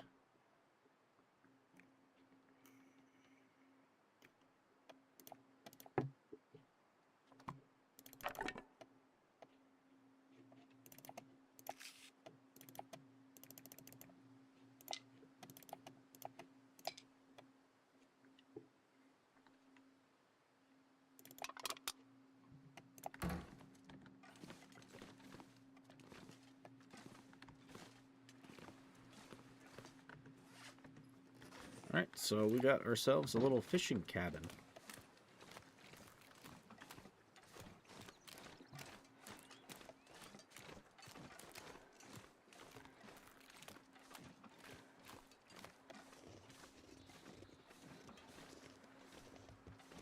I hear crows. Is that another body? I don't see him yet.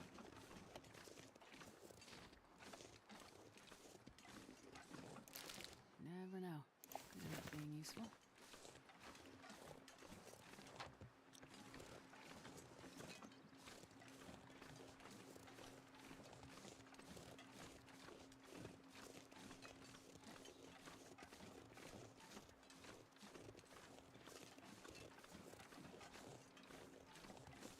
Okay, so if I drink coffee and it's not blizzarding and it's just kind of windy, it helps.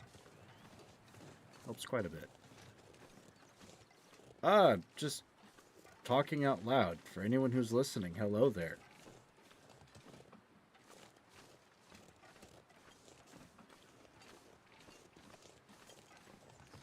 Hello there, Ilksel.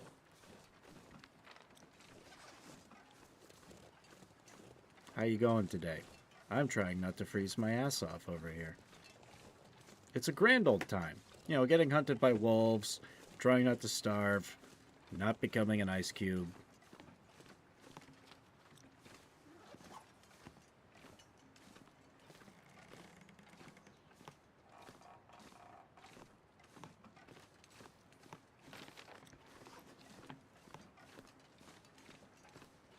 Hello to you too.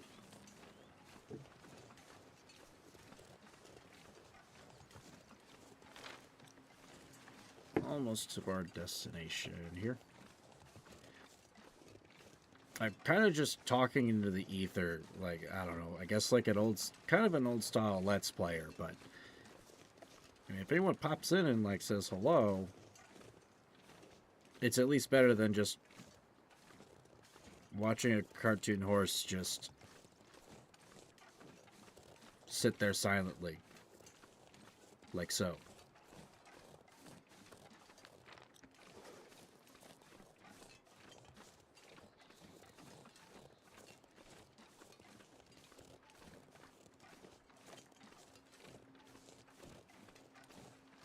Excuse me a moment while I grab another beer. Give me 1 second. I am parched.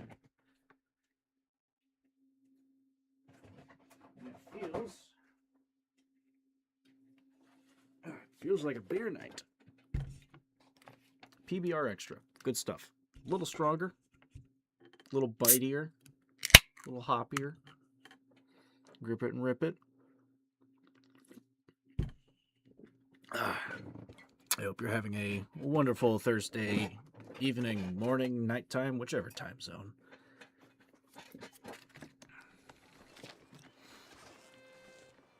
I'm just here chilling.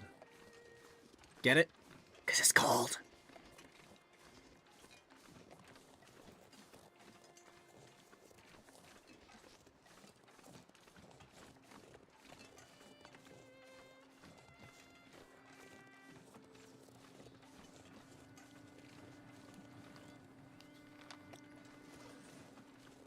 Oh, fuck. No. No.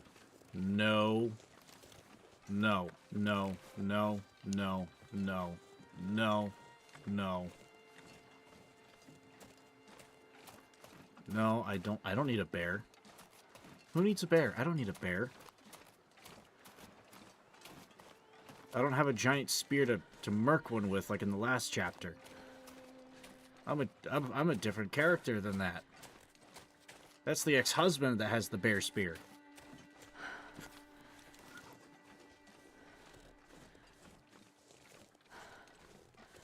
I don't need that. I don't need it.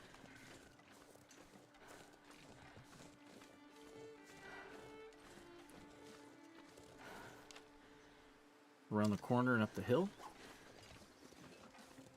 I hope so. I know this little dinky 38 special at 357 or whatever this revolver is. It's one of the two. Maybe a 44. It doesn't say. It says powerful, which could mean either anything from 38 to 357 to 44, but it doesn't exactly tell you. But this might be like a Model 27, or at least what it's modeled after, which I believe can be any of those calibers.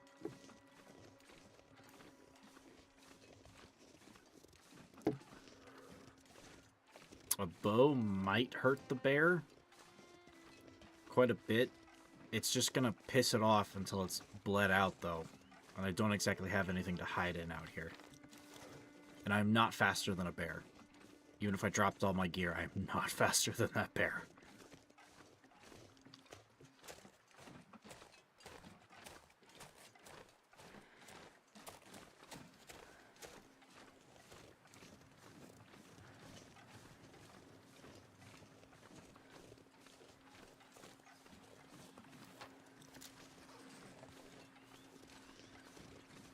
Should be right up here. Probably a cave somewhere.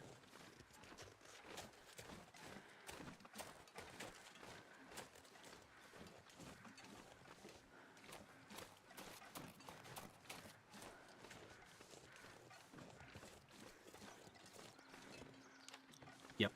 It's gotta be right over here where this murder of crows is. Or maybe not.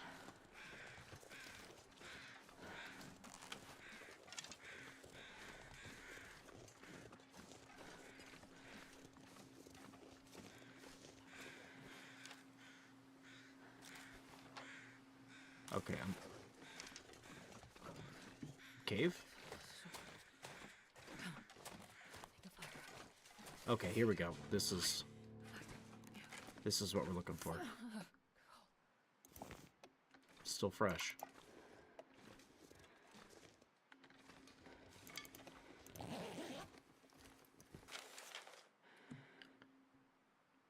No into these hills, but no other way. Things. More arrows. Now to find those supplies.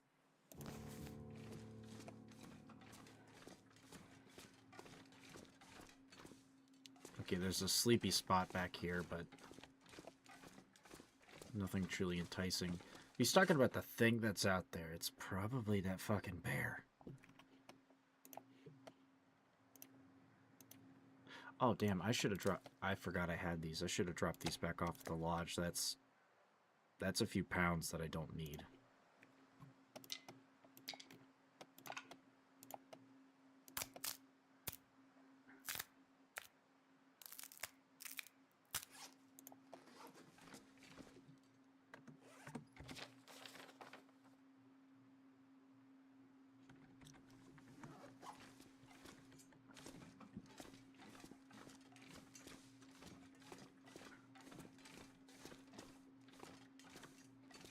Ooh.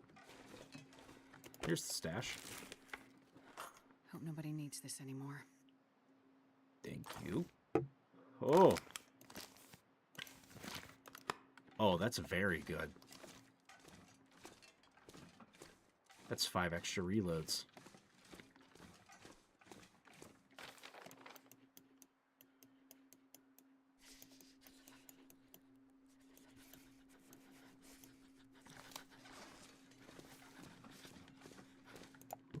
Crack open a fire.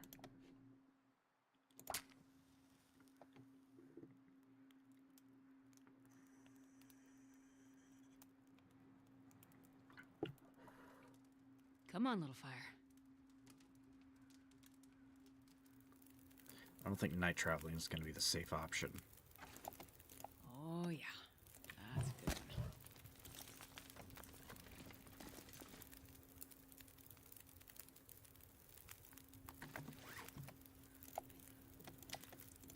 I would go harvest that deer, but frankly, I have too much food.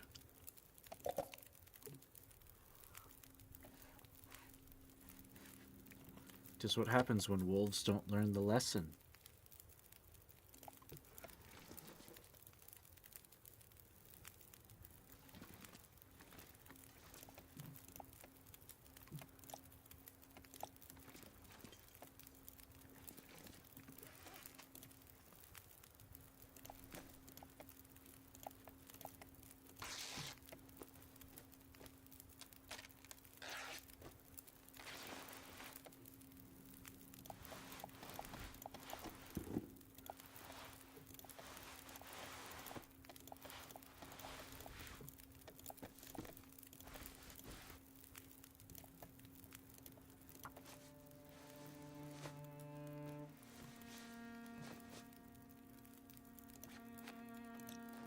That's better.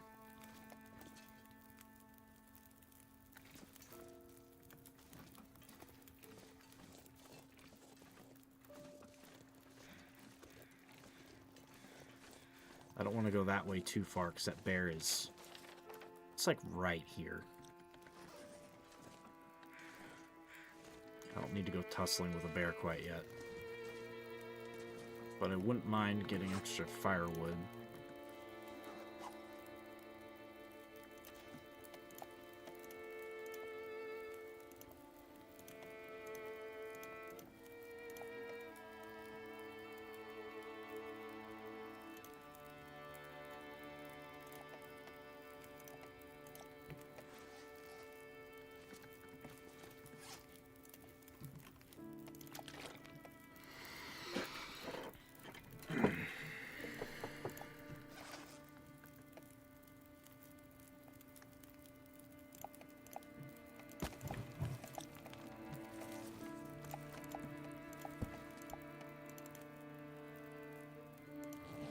Try to get a couple hours of sleep.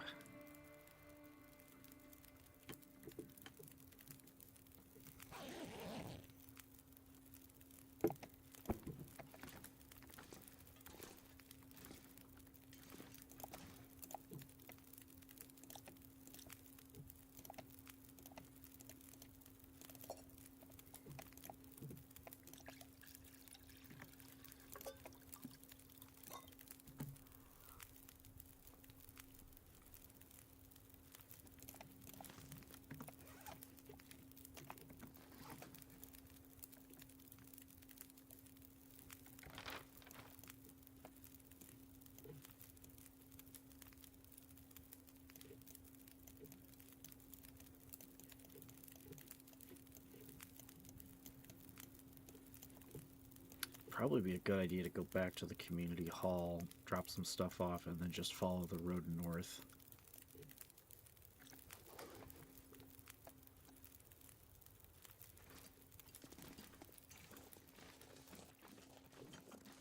We're gonna go this way. We're gonna evade the bear.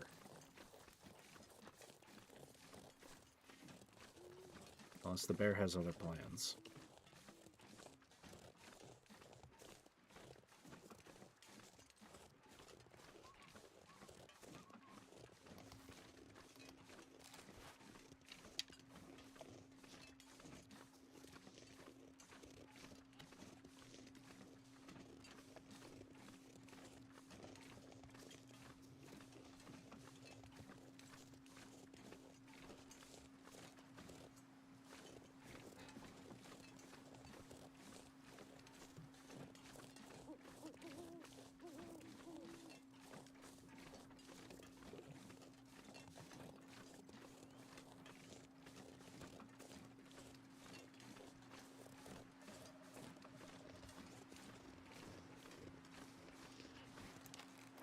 Try to make it back to the pond.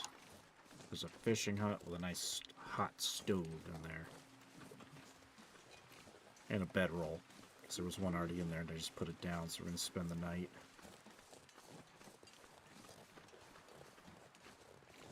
Oh,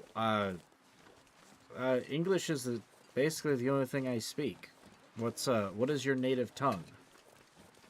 Out of curiosity.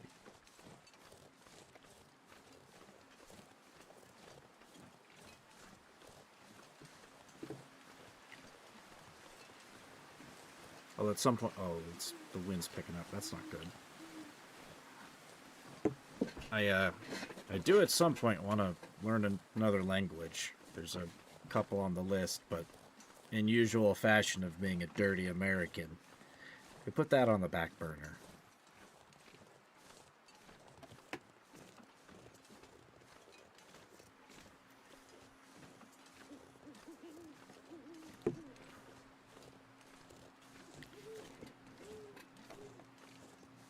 I see.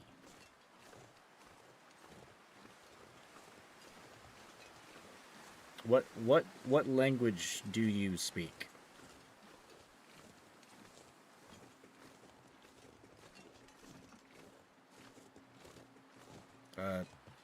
Sprechen Sie Deutsch? Privet, Tovaresh? Hola? Any of those?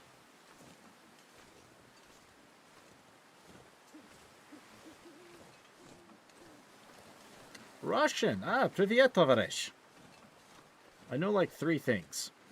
That's about it. And of course the good old CS:GO language.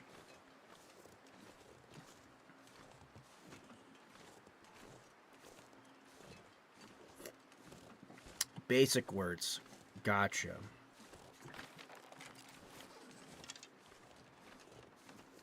I can try to speak simply and clearly if it helps.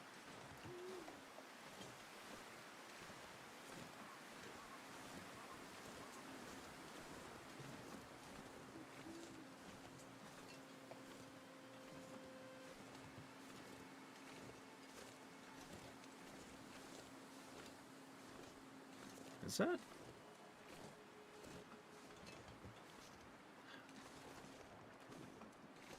I wonder if they put star constellations in the game. Because it looks like they did. Maybe.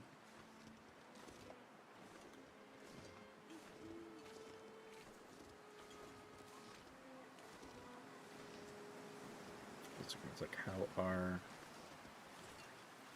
Have you taken a class or like gone to school to learn English, or have you just picked up some things here and there?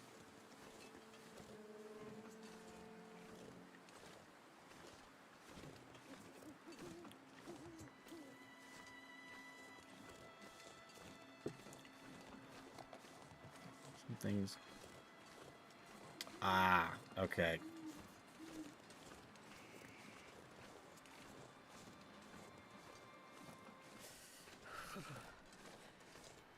It seems like you at least know enough that you could get by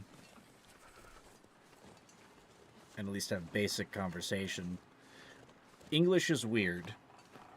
That, as an English speaker, I can say that. We have weird rules and weird spellings because it's just a mishmash of various bits and pieces of other languages on top of English. Ah, self-study. That's the fun kind.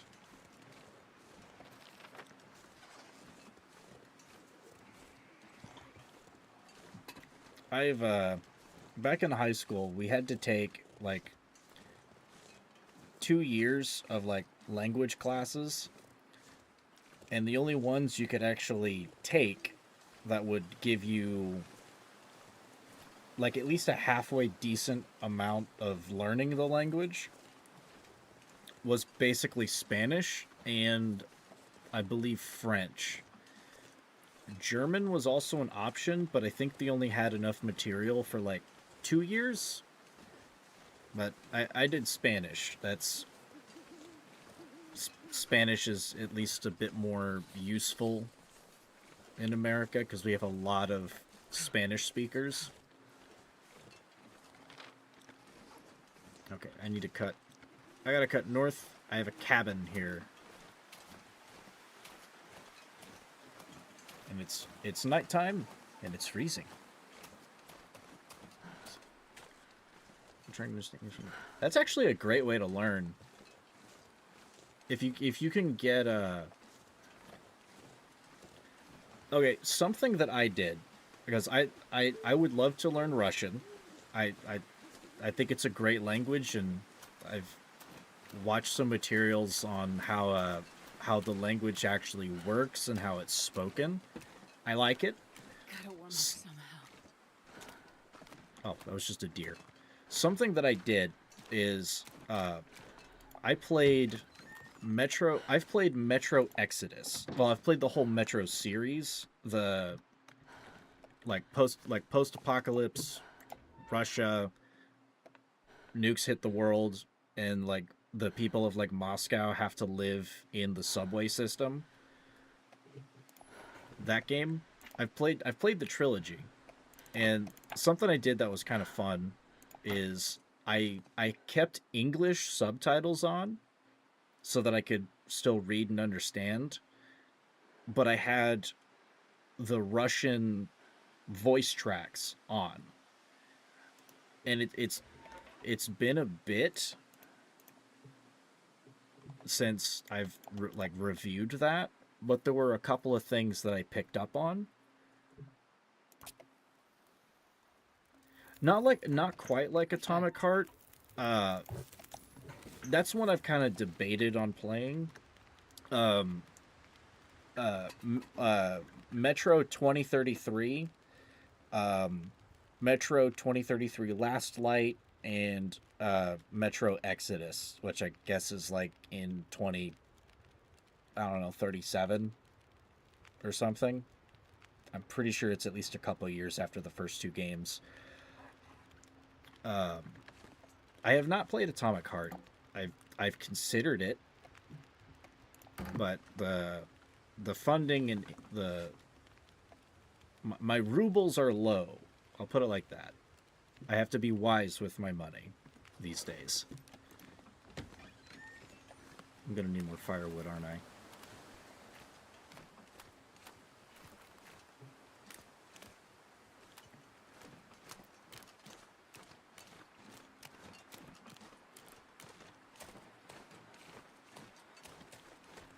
Sticks, branches, anything. Sticks.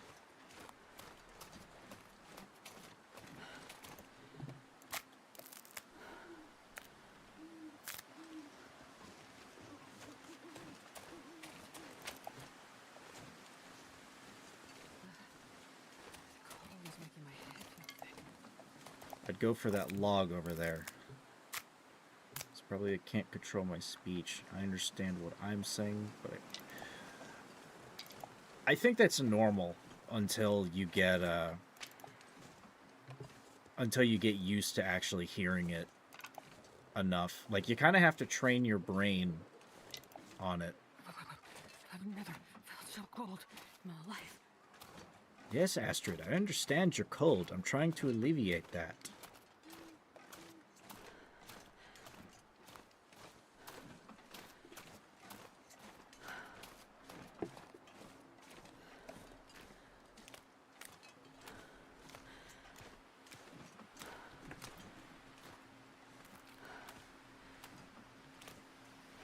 And of course, the other fun part with... Oh, you're playing this too! I've had this game since a little while after episode 4 released, or it was right before. Okay, that's a couple of hours of warmth. That's better than nothing. To use this to talk to people in this way. Ah, I see. Clever. I've enjoyed this game since I've had it. Episode 5 dropped like a week ago, and I'd gotten as far as episode 4, and I didn't finish it because it's like there was no conclusion, there was no ending yet, and now there is, and so here I am. Started playing. What did you think of the first episode? It's pretty short. It's kind of basic. I think it's an amazing introduction, though. I think it's good for a first chapter.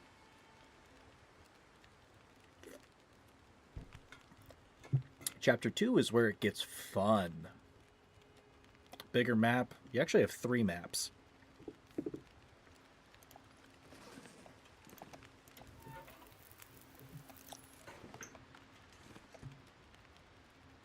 Midnight.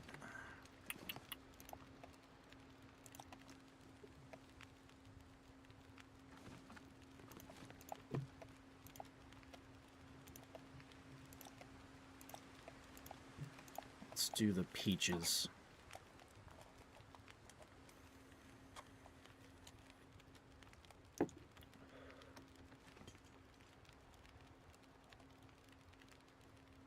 Is it just the lighting, or are those peaches green? I know they're old, but... Okay, it must just be the light.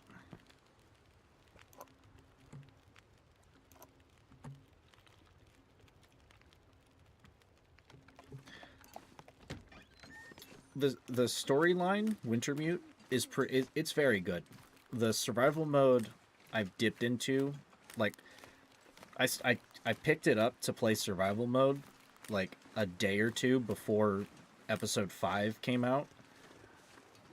Then it was like, okay, well, I'm gonna go replay the game, because it's been a couple years, and get through episode 5. And I decided I'd be streaming it. So here I am.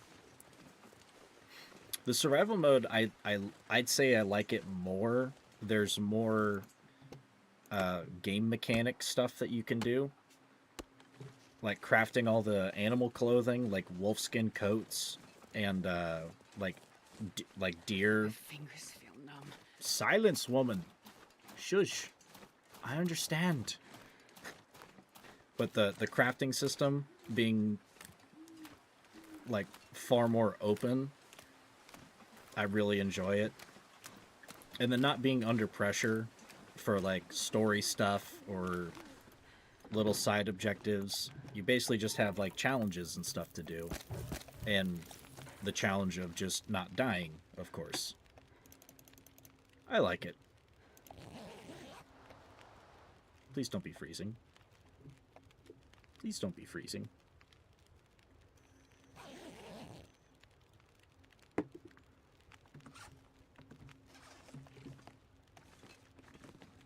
Okay, Dawn is here.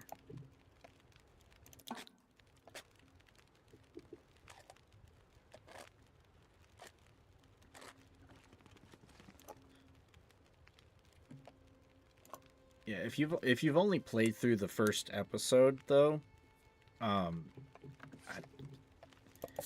you might experience at least a few spoilers, because I'm on episode 3 right now. I finished episode 2 over the last 2 days. After watching local YouTubers play this game, give it a try. It's a really good, and it's oddly chill for a survival game. For me, it's one of those games that I'll pick it up and play it mostly in the winter time. Day is dawning. Because it just kind of matches. It's cold in my room in the wintertime, or at least a little chillier. It's cold in the game. Sometimes there's snow if it snows outside. Especially if it snows outside, it's a comfy game.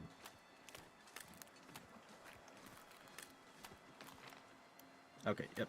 Straight this way. But in episode 3, you get to play as the ex-wife, the woman that crashes on the plane. So that's I am woman. Battlefield War games. I love me a good war game and shooter. I've got a decent amount of game genres that I like. It just kind of depends on the mood or what I'm into.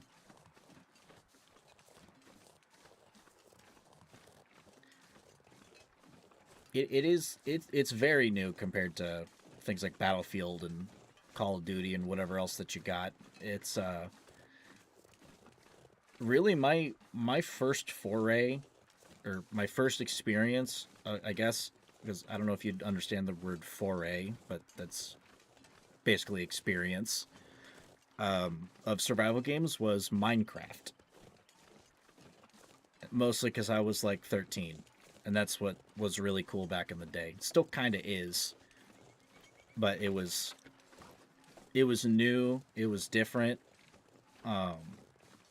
People were still figuring it out. It was still getting, frankly, far more regular updates that were useful to the to the majority of players. Usually the expansion of stuff or extra animals, other materials.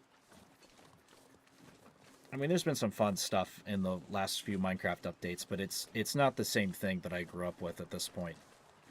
But it's been like 10 years.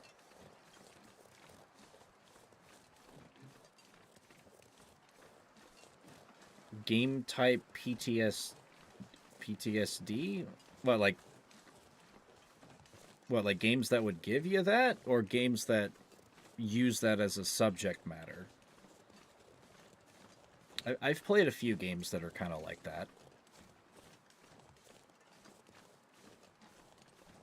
Be them actual war stuff or horror games, stuff like that. If you're referring to an actual, like, series, I'm unfamiliar.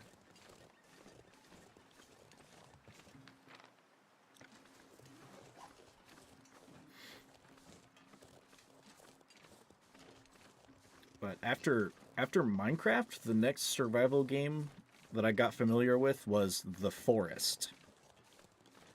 And I still haven't beaten The Forest, because I've got a couple of friends that will play it, but we'd always end up jumping to other things. And it takes a lot longer when you're solo and aren't as familiar with the island. It's still a really fun game. I kind of want to finish it, maybe stream it at some point. Great game. And then I got this one. And it's different than Minecraft and The Forest, and I fell in love with it immediately. Like I said, it's comfy.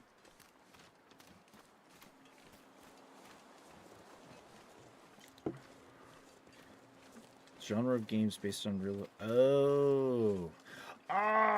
Okay. We would call in... The Forest is good. It's very good. It's a little difficult. You may not live through your first like run. I mean, you have like saves and stuff, but it does take a little bit of learning in order to get better items, or like food isn't that big of a issue in the forest. It's getting better equipment. To get better equipment, you have to put yourself in danger a lot. And knowing how to deal with certain threats, or having the equipment to deal with certain threats, is literally life or death at some points. But it's very good.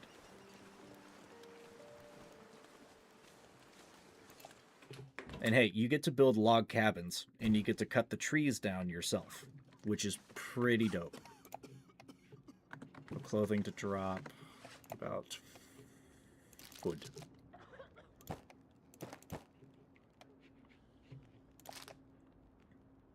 Yeah, I'll drop the MRE.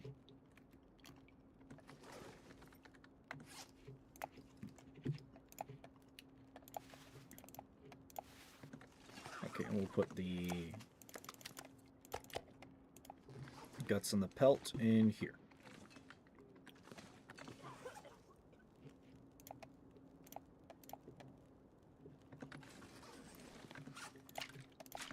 Yeah, I'm using this area on the map as a safe house. It's not exactly central to the map, but it's where the objectives are, or where I have to come back to often enough. But my next goal is up here.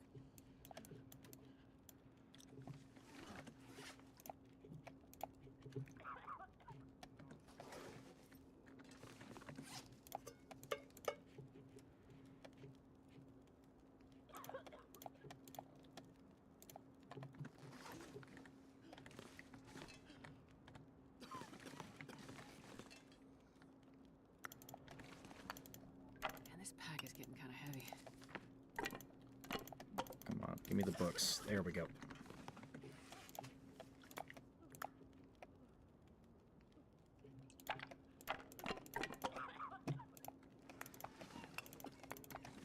It's gonna be a long walk, so Yeah, I'll take the coal. Got enough tinder. Got accelerants.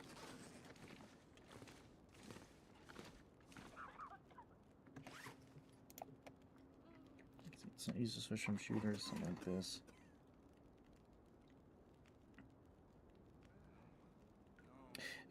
Being used to fast-paced games and then going to something slow, it is different. I kind of flip back and forth between fast games and slower games, or like sometimes stuff in between. Like lately, because of Escape from Tarkov getting a full release, which I've had the game for a few years at this point, like several. I think second year of development, first or second year of development is when I got Tarkov. And I play PvE, player versus environment. I don't like PvP. There's a lot of cheaters and people are vicious. So I do what we call blue collar Tarkov, which is versus no players. It's all AI. But to me, that game is kind of a weird mix between fast and slow. It really just depends on the routes you take and the encounters that you end up getting into, which is semi predictable. So I like it. And it's kind of survival-y, but it's also very shootery because it's a shooter. The fact that you're not with the monsters like in Doom, but in Hunger. Well, at the least in this one, unless you're playing the Dark Walker challenge, because there's challenges you can try to do with this game, and one of them is called Escape the Dark Walker, which I haven't done it yet, but you're literally getting chased by a demon creature, and you have to like survive, and also you have to normal survival stuff, but you also have to figure out how to kill it, and it's a demon, so it's not going to be fucking easy. I have yet to play through any of the several challenges that there are, but at some point I really want to, because I kind of like scenario stuff, and it adds some challenge.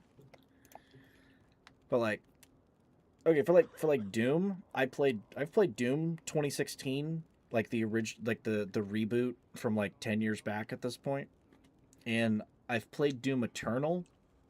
I kind of want to play the Dark Ages because it just looks really fucking cool.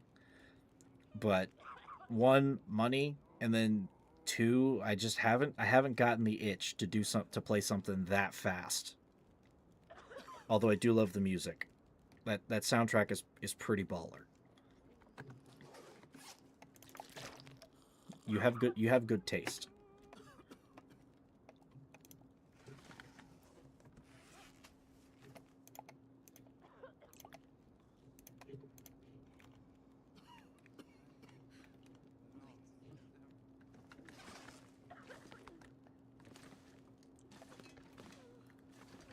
I'm gonna drop a couple more flares. I need the blue ones because of timber wolves. I'm still gonna be really overweight until I can eat through all of this wolf meat. I have like a quarter of my inventory is just wolf meat. Speaking of wolves,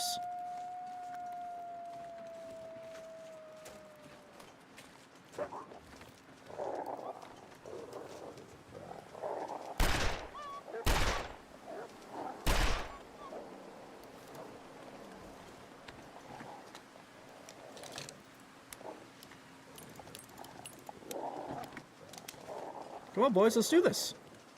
Come on. Scout him. You wanted to approach. Come on, let's reap the consequences. Isn't I take your meat and become further encumbered. It's difficult to Doom. Played the latest games on a terrible difficulty level. Enjoyed the game.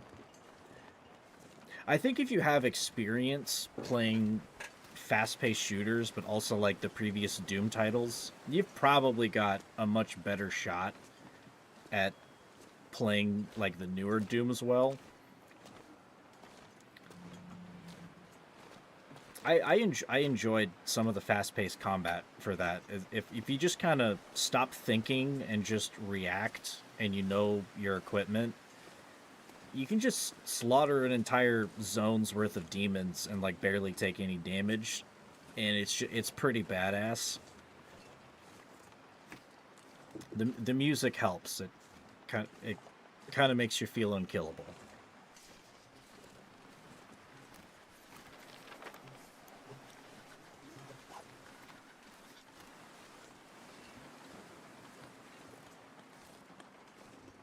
Oh.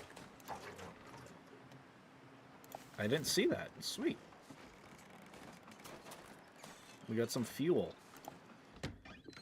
And I gotta warm up. I'm already halfway through my cold meter.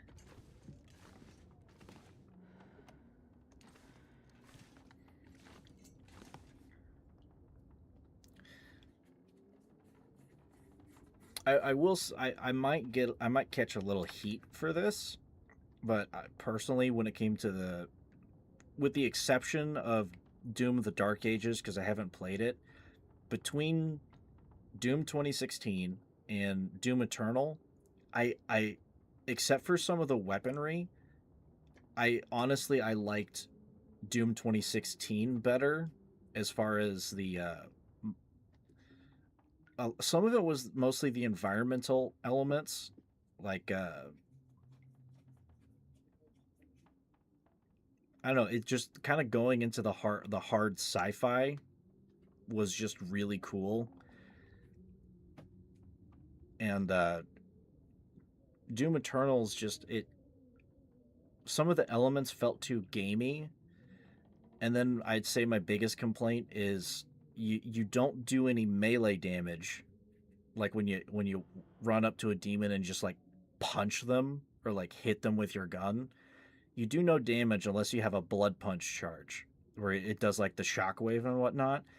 That honestly pissed me off because it was part of my regular um, it was part of my regular combat routine in 2016 to punch out some of the smaller demon creatures just because either getting in as like a final hit or just to save a few bullets so that I could shoot the bigger stuff. And then you just couldn't do that and you needed your blood punch. And it's like, but I'm Doom Guy. I'm the Doom Slayer. My fists are literally the weapon. Doom Guy basically just uses guns to go easy on the demons, and because it's funny to watch them explode from RPGs and shotgun shells.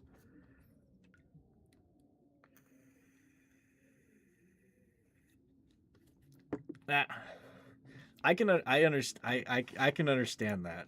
If I flip over to where is it? Display. If I flip over to metric real quick, which my first most playthrough of this, like I said, I didn't finish chapter 4 of the game yet, just because no ending yet. I played with kilograms and stuff. So your max carry weight before you get basically if you keep yourself, if you don't have sleep deprivation, if you don't get hypothermia, if you don't starve, or if you don't dehydrate for that long, for like 3 days, you get a well-fed bonus. Your starting maximum weight is 30 kilos, and then it goes up to 35.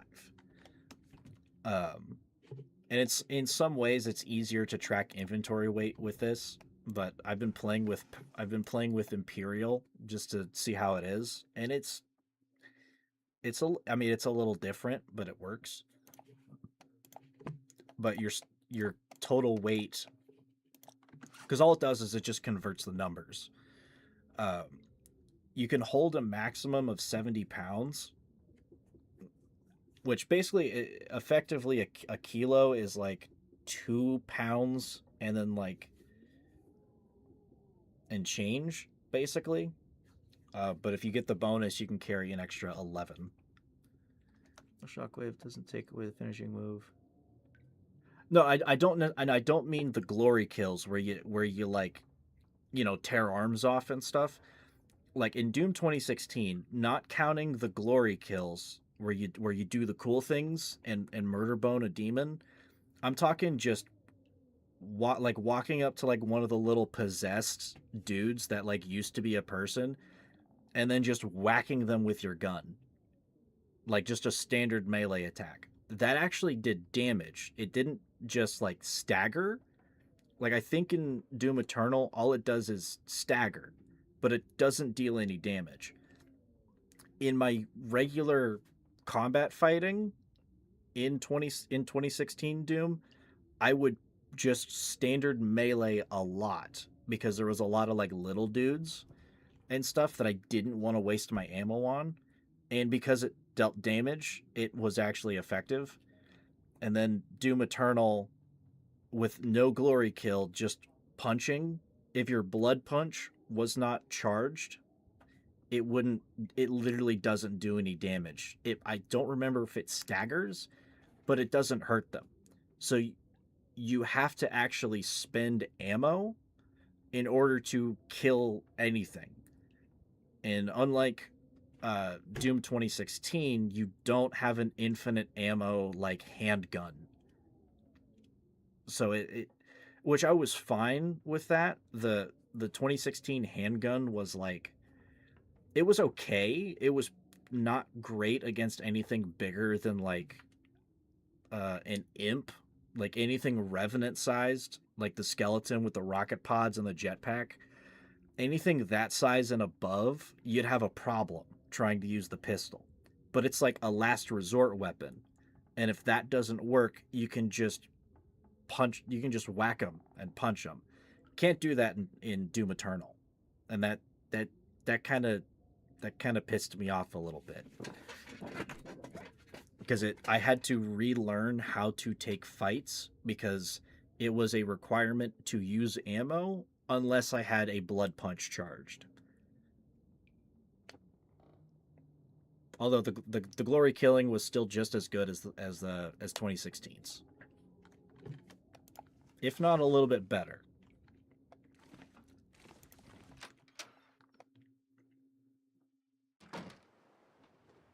Ah, the wolves left. Okay.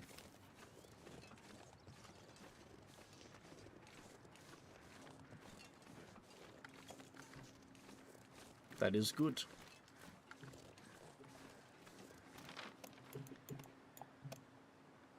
Okay, we're just gonna follow the road. And there better not be a bear up here.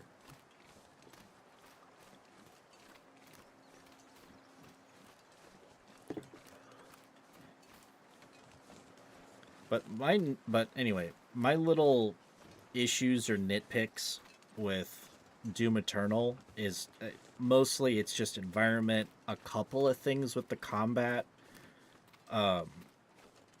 or like finding levels, like secrets in the levels where it's like the floating question mark things where you can find like the little collectible dolls of Doom Guy, or like the collectible dolls of the demons and stuff. I liked it better in Doom 2016 where it was an actual little figurine sitting there because you actually knew what you got or stumbled across. And then I don't know, it was just cool. Why did my view count drop? Is Caster Labs okay? No, it's okay. Strange. But otherwise, I liked Doom Eternal. It was still good. I just have a couple of nitpicks. I don't know when I'll get to the Dark Ages. But I don't have the funds to buy games as often as I used to be able to. The economy is garbage, comrade.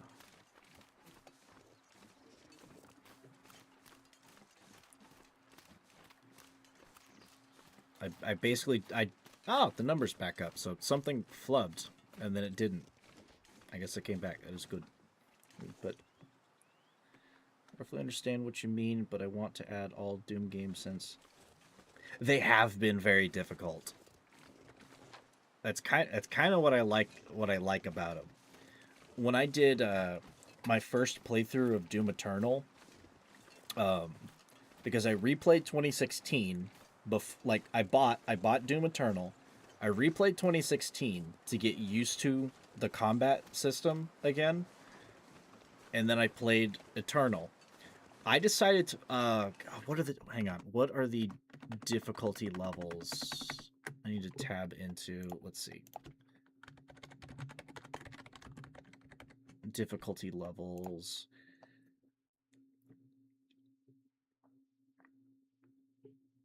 Okay, you have 4 difficulties. I'm Too Young to Die, which is the easiest. Hurt Me Plenty, which is like a little harder. It's kind of the normal one. Ultra Violence, and then Nightmare.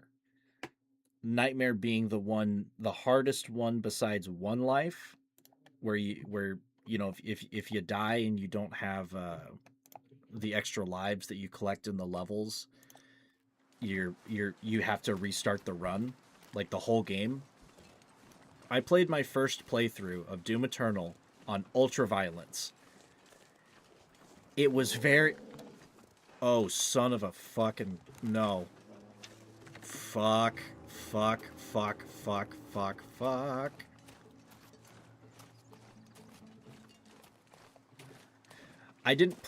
haven't played the game on Nightmare. I might have tried it, but I never did a full playthrough. But my first playthrough, Ultra Violence, and that was really hard.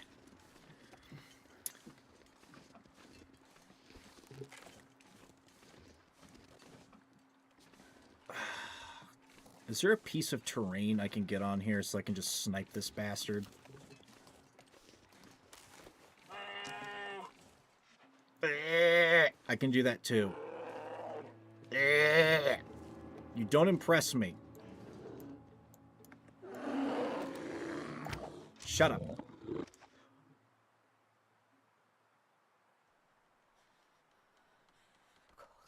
No fucking way I just one-shot him. Holy shit. I killed the bear. Oh, it's late for you? Understandable. I was I think I've woken up a little bit, but I started streaming after work. I was up late last night finishing chapter 2 on stream. So I understand. I was tired when I got on here too. I still am a little bit. The hard cutoff for bedtime is like in an hour and a half. But look at that. Right in the neck. I've killed a bear. One shot. The greatest shot of all time. I guess he did. The bow has a chance of I think unlike firearms in this game, the bow has a critical chance, and it's like 10, I want to say it's about 10 or 15% per shot. And I hit him in the neck, which like the head and the neck is kind of what you want to go for. Oh, that's a lot of meat.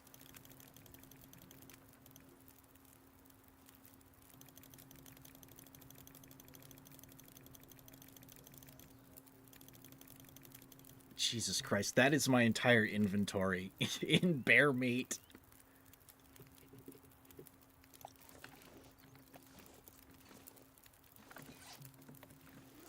I probably shouldn't have lit the fire. I could have let this guy freeze, and then the meat would be preserved. And I don't have the option to like cut parts of him off and carry it in my backpack. And I don't want all of this wolf meat to go to waste. I think if I leave him here, I think if I leave the bear here, he will freeze over time. My big worry is that a wolf is going to come along and just start munching on him, and then I will lose meat and it will like spoil faster because it's been eaten already. Yep, head, neck, front shoulder blades, and chest, and the hind limbs and feet. Yeah, there's like five. Yeah, there's the 5 zones. I hit him in the neck, and I guess it critically hit. Either way, this guy's dead. I probably could have. If the RNG was in my favor with the other bear back way back over here, probably could have killed him, but I wasn't at a good vantage point. I was able to be up here and be well away from him. I'm just gonna leave that fire there. I'm warmed up, and I kind of don't need his meat right now.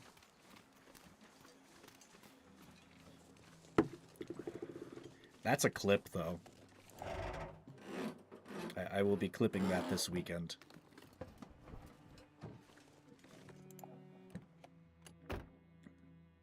I'll take it.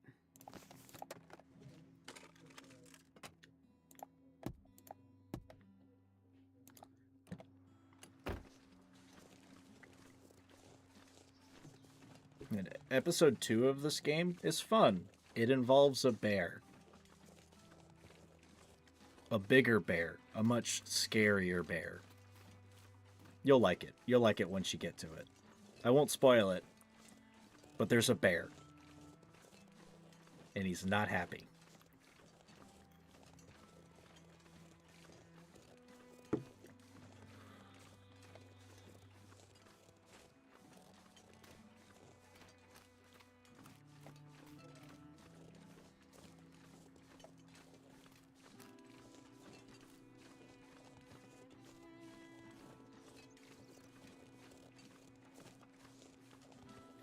It kind of is. There's food kind of everywhere, but so on my first playthrough, where I didn't finish the game, on chapter 2, I went around and looked for as much stuff as I could find.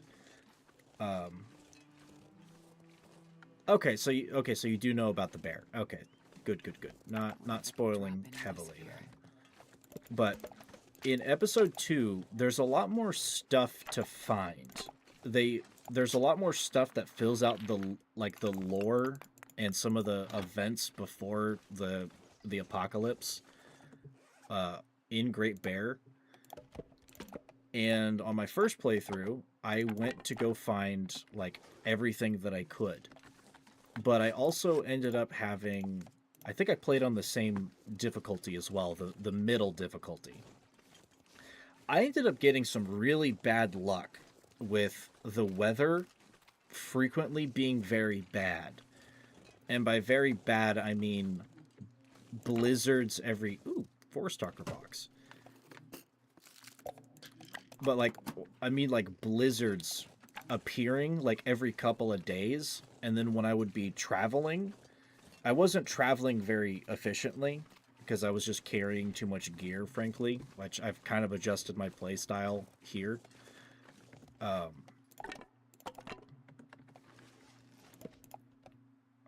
take the firewood and 2 pieces of coal just in case I do need to make a fire up here somewhere, which I probably will. But there were many a times where I was running out of food.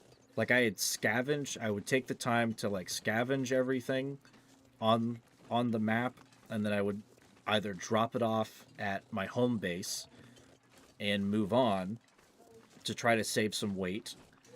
And then I'd get caught in a blizzard, and it would either my clothing wasn't that good or I hadn't searched enough to find the best stuff. Like there's a piece of clothing that is So if this is the if we're looking, just imagine this is the episode 1 map real quick. You have Milton right here. You've got the church like right up here, right? Where you go up the road and there's the church with the graveyard. If you follow the road this way till you get to a bridge and a collapsed in cave right about here ish, whereabouts this cave is, there's a car. In the trunk of this car is a set of boots. They're very heavy, but they're skiing boots. And that actually makes a hell of a difference because they're like almost twice as good as like trail boots or hiking boots, but they're like double or almost triple the weight of those same types of boots. But the protection is crazy. On my first playthrough, I didn't find them. On this one, I did. But I also knew about them as a location because I looked some things up. And as far as I know, it's the only pair of ski boots I've found, or that might be in the game. But it literally kind of saves you for episode 2 in the blizzards. I didn't have those, so I was freezing all the damn time. The first episode running house to house, I think things set advantage. You can evade the wolves real easily, and there's no tools to really kill them with, so you kind of have to evade them. If you found a flare pistol, or if you selected that as a thing to carry, oh, there's a dead body. But if you took the flare gun, you can kill a wolf with the flare gun. It just takes several flares to the face, but you can do it.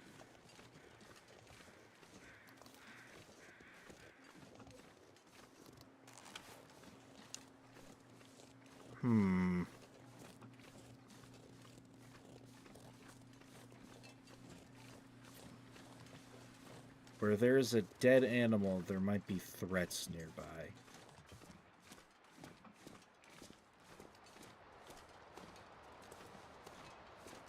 We do have a nice hidey hole cave, though.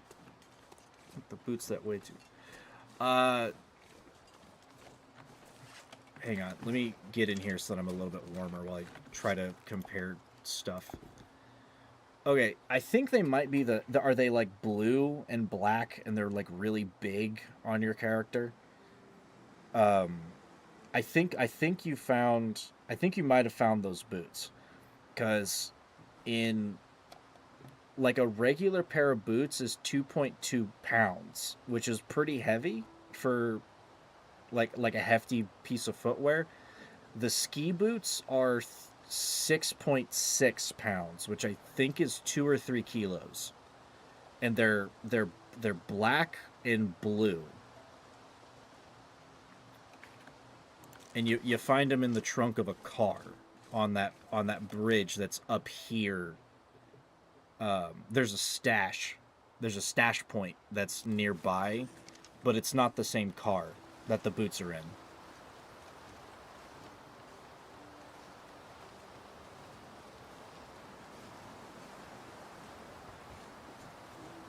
Oh, wolf is running at me. Oh yeah, I've only done that like once. Throwing a stone at a moving target is, I'm usually good at that, but I just haven't thrown the rocks enough to be able to do it effectively. It's kind of funny when it happens. But my main method was either using a hand flare, like these red ones, because that at least keeps them away. If you throw it at them, it scares them off, or using a flare pistol, because that actually deals damage, and the sound and the light spooks them. Okay, do I need to go up the river or up in the hills to find this? We'll find out. But I mostly use the flare pistol. But you still find enough flares in Chapter 1 to really not have a problem if you're not actively pissing wolves off. In chapter 2, there are still wolves around, especially along certain areas of main traffic where you're going to be walking back and forth a lot. But you have access to a gun, so you can kill them, at least until you run out of ammo or get too low. But if you still have your flare gun from the first episode, you can still use that, as long as you can, carry it with you.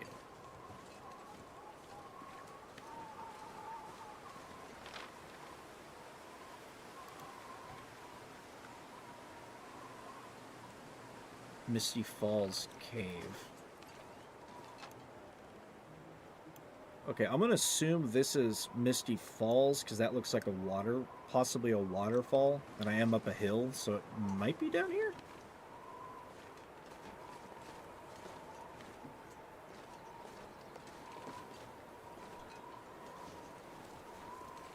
And we do have a little house over here to take shelter, just in case.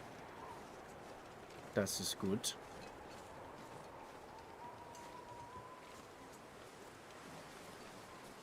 Okay, don't break my legs. Don't break my legs. We're good.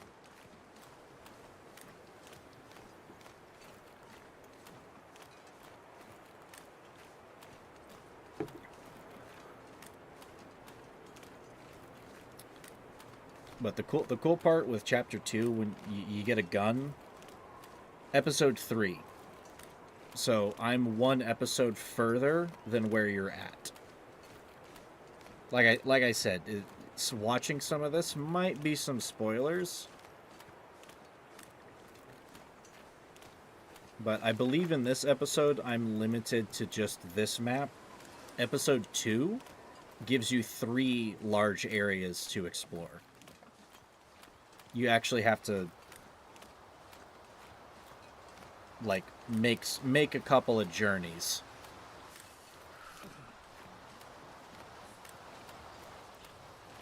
Which, like I said, episode 1, it's a very good introduction. Episode 2, that's when it gets real interesting. Because everything that you learn from playing the first episode, you kind of got to use some of that. And if you get bad luck on the weather and have to hunker down and drink water, which water's not hard to get, you just need fire and like a can, obviously. But if you don't have a lot of food, it can be a problem. Because I ran into that my first playthrough, taking too long to get places.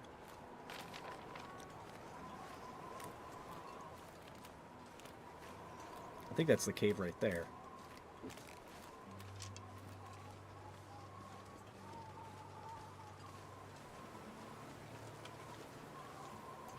This'll come in handy. Rifle bullets, and I have no rifle yet.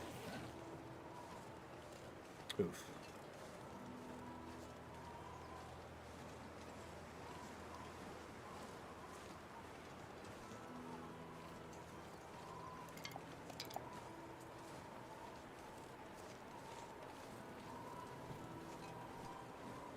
Yep, this looks like our cave. Oh, it's a transition zone. Ooh.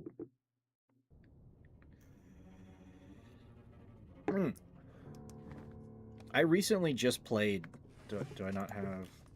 That's right, I left my lantern behind. We're going to have to use red flares.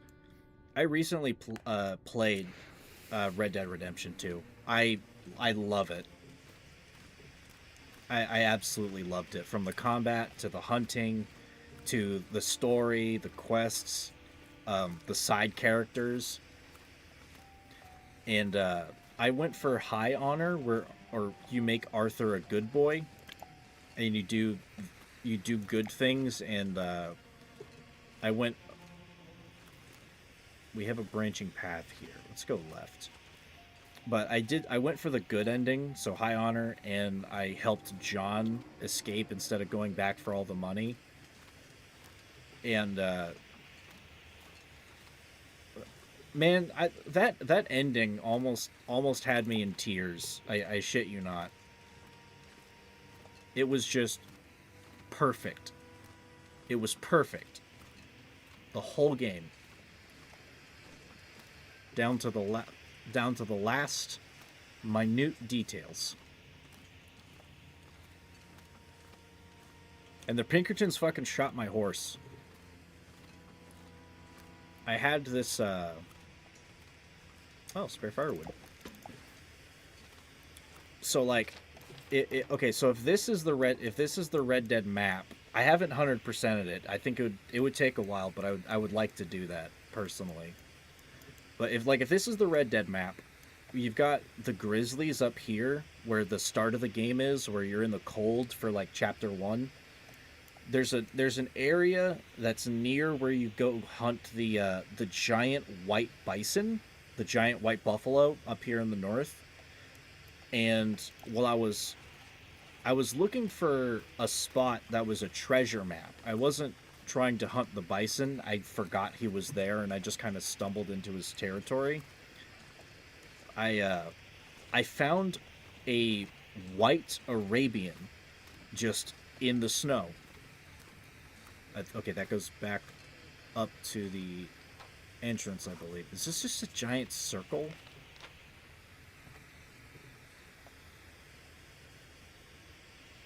Search for the hidden cave beneath a waterfall. Hang on, let me walk the circle again. Just in case I double turned. But I had found this white Arabian, and I think it was like destiny, because I managed to break that horse in about 8 seconds. I don't know if I had never tamed a horse before. You think John... Why? Because he like left his family for a while? Or do you think he's the rat? Like the guy who traders on the group? Because he wasn't.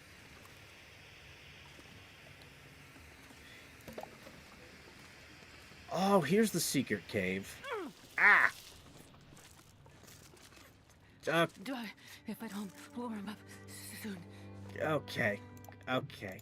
I see. It's just ruin my flair and make me cold.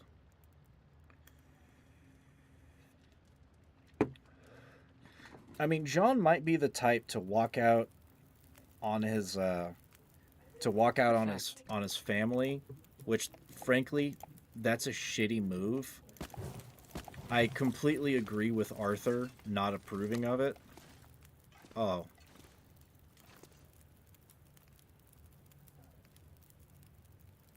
Shit, this is sad. I walked into something sad. Okay. No, not okay. That's literally rotting meat. What are you talking about, lady? But I didn't take him for the trader. When lawmen came to the camp, they asked for John's name. He had recently seen Arthur.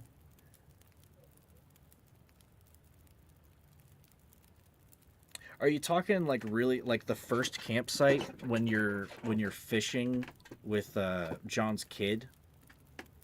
When you're fishing with Jack? Because I think they were kind of looking for everybody, but John and let's see, John, Dutch, Micah, and somebody else were on that ferry that they were talking about. What the time? True. Still, he would have been the one of the most notable members of the gang at that point. Oh, lucky day. But as far as I can tell, he never... Ooh. Ooh, satchel. Does that increase my carry weight? Lightens the load for a weary traveler? Dude, that's an extra. Dude, that's an extra 5 kilos or 11 pounds. Hell yeah. My weight problems have gone away, at least for the moment. It doesn't help that I'm freezing.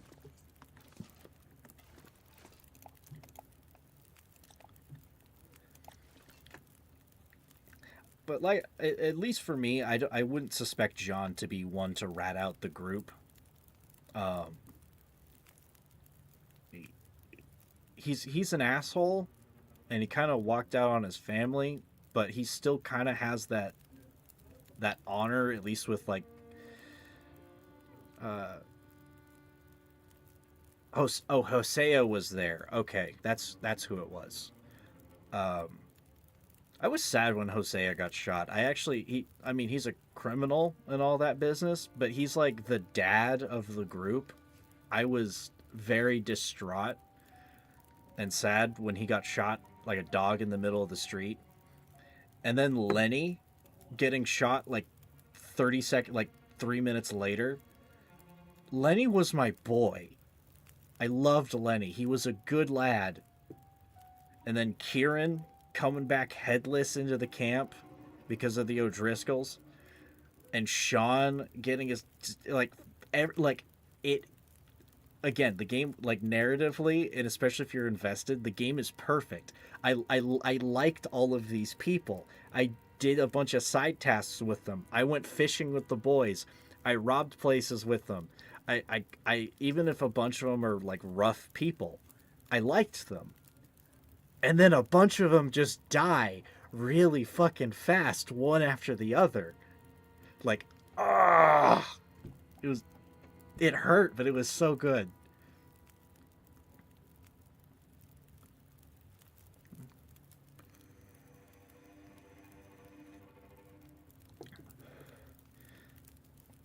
Train mission. Is that the one where you're robbing? It's not the one where you blow the tracks. It's the one where you hold up the. Is it the one where you derail the train and like rob it while there's still people on it, like it's a passenger car, like it's a small train, and it's one of oh, what's that rich oil man's name? It starts with a C. It's like Campbell. I played this game like 3 months ago. I should remember this. Um,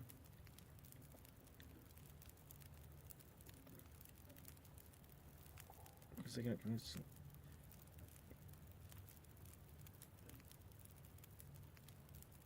true. I mean, true. But at the same time, the group's been getting up to so much stuff that they're kind of leaving an obvious trail. And at first, do you remember the woman that comes, the Irish guy, the Irish woman that Dutch was like sweet on and then wasn't paying attention to her kind of at the start of the game, and then after that, the Saint Denis like little in town tram accident where he gets head trauma. If it wasn't obvious, he gets a concussion and gets severe brain trauma. Um, when she comes back to camp ranting and raving, at first I really thought she was the rat, but she was just wasted and saying hateful things. Um, but yeah, Micah doesn't start actually saying anything until after you get back from Guarma, I think is what the island was. Because it wasn't Cuba. It was one of the ones next to it. I think it was Guarma. Um, but I don't think I again personally I really don't see John as the type to be the rat.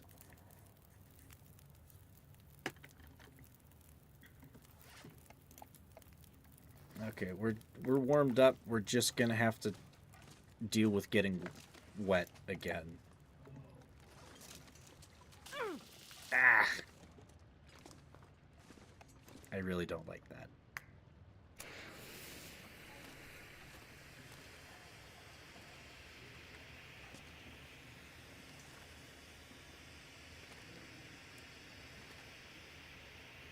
finding that moose satchel though, that was a hell of a find. It was a Dutch for 6 years. I still have yet to go through the entire epilogue. I know Micah stuck around. I don't know why, other than brain damage, I don't know why. Okay, I think it's a combination of brain damage and his kind of foolhardy effort into wanting to be right, and then Arthur trying to talk sense into him, but it goes against what Dutch wants, and then brain damage on top of that. I don't know why he stuck around with Micah. Like, Arthur was literally the guy that did everything he could. He was literally like the only guy to do chores at the camp, to do all of the stuff and hang out with everybody.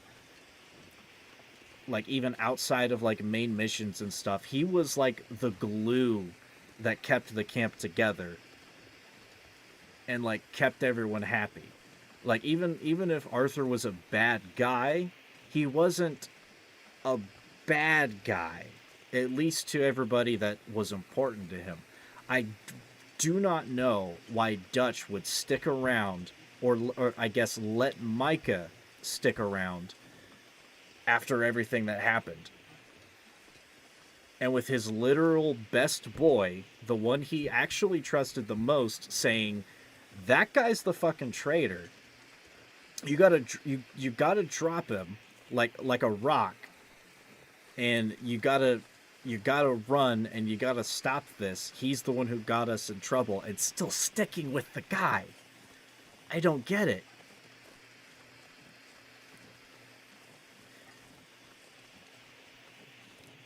And I have not played Red Dead Redemption 1, which I've seen clips of it with some of the old crew members that John eventually has to hunt down. Where was that? Oh, wait. Oh, okay, this is the little safe house. I thought I was kind of heading towards that little cabin I saw earlier. But this should be that weird safe house.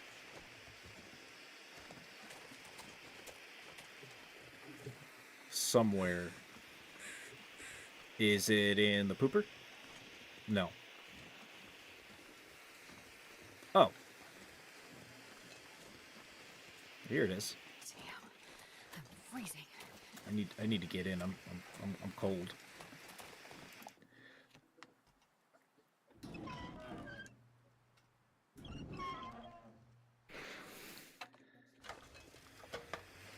Ooh. Whoa.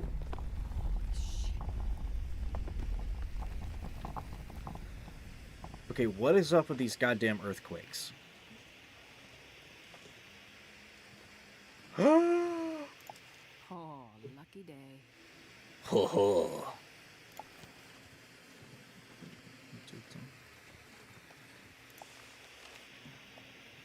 Oh, yeah, John definitely did want to atone. And also, it's partially like atonement, but it's also like he trusted Arthur because he saw some of the same things This Arthur. Come in handy. Yes, good socks. Good socks. He saw some of the same stuff that Arthur did, as far as like losing hope in Dutch's grand plan, watching every plan go to shit, watching a bunch of his friends die. Sweet antibiotics. I think I can use this.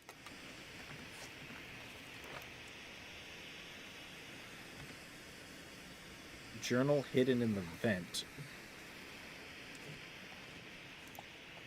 Oh.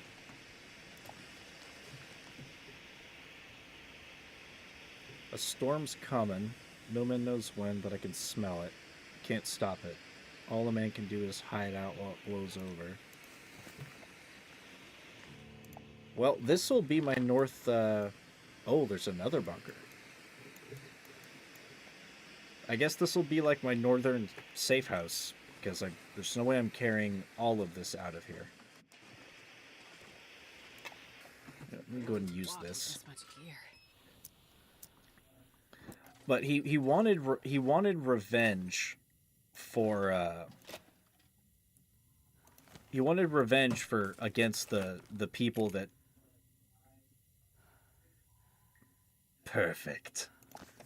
He wanted revenge against the people that basically got a bunch of his friends killed and like split up everyone, and everyone had to run away. So it makes sense, but it's kind of interesting. Dutch tries to say a bunch that revenge is like a losing man's game, and John going after Micah and Dutch and some of the stuff leading up to that is kind of what gets the attention of the Pinkertons, the detectives, the lawyers, and the lawmen, all of them. It's kind of what gets the attention back onto him. So maybe he avenged the group a little bit, but he didn't do himself any favors.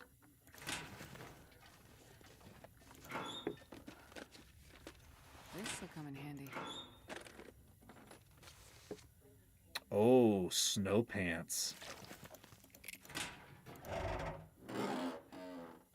I may be carrying too much food as well. There's a lot of food down here.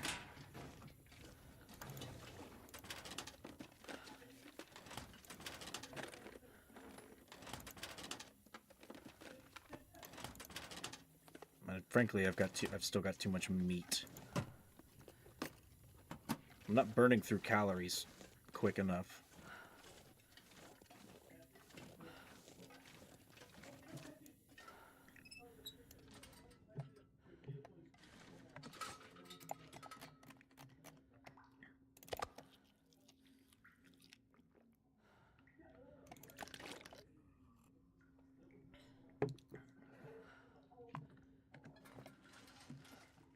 Okay, it is about nightfall.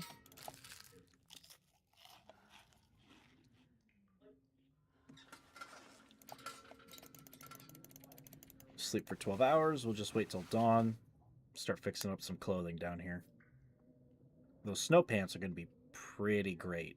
I think I can replace Astrid's actual. And it's dark.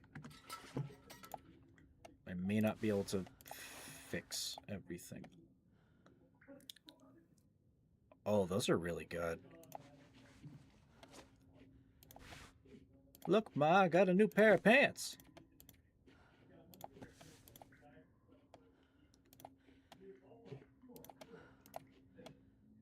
And this big scarf might actually be...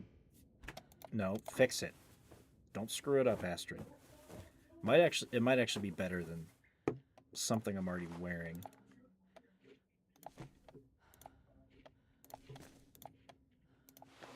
If you find one of these the Canadian wool hats, the toques, this is actually one of the best hats that I've found in the game.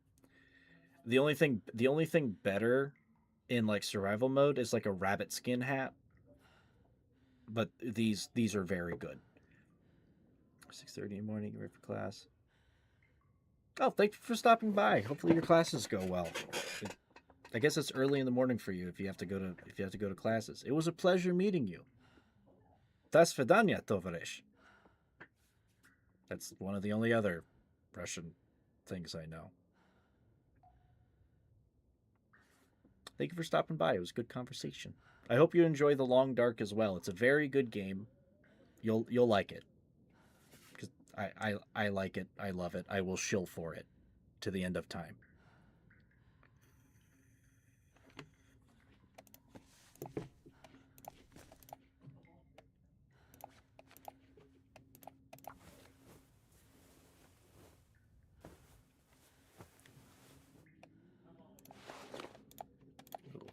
I need to drink.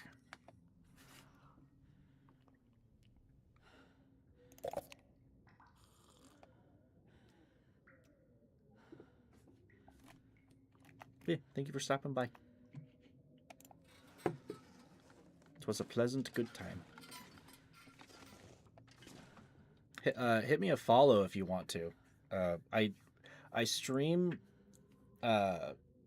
I usually start stream about 3.5 hours ago from right now to usually till about an hour from now, and I stream Tuesday. I Tuesdays sometimes not. It depends on if I have to do stuff after work.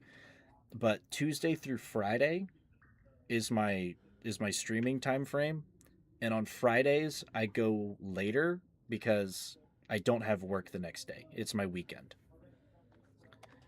So I usually get an extra hour or so.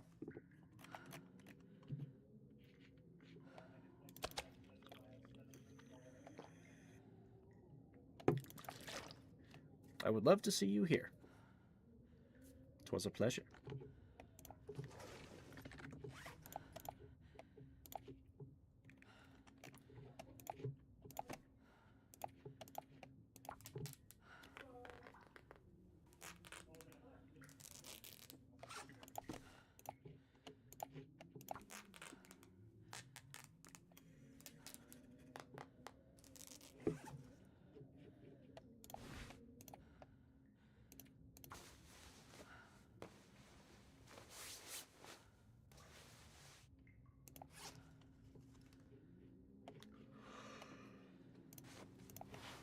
Oh, hammer cloth.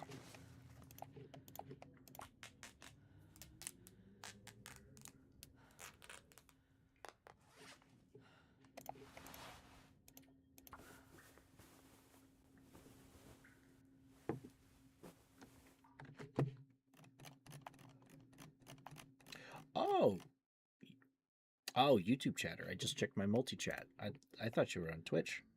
I was looking at my Caster Labs chat, which is a dual chat. Hello from YouTube. I usually don't get a lot of people from YouTube. Huzzah.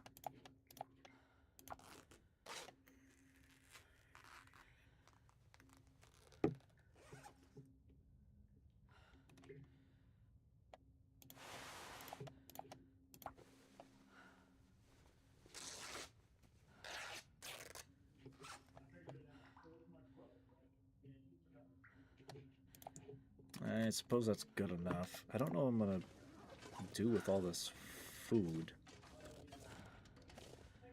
Besides just keep a bunch of it here.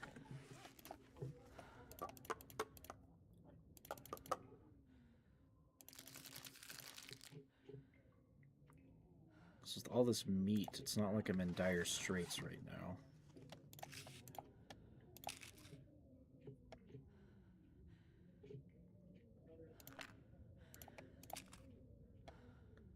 And I'm just going to carry one thing of matches because I'm still going to need to maybe light torches or fires, maybe. But the fire striker should take care of that for the most part.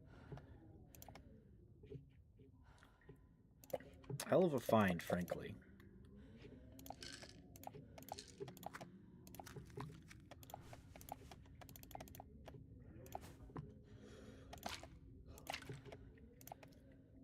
Okay, basic amounts of medical supplies. I'll go ahead and tear this apart.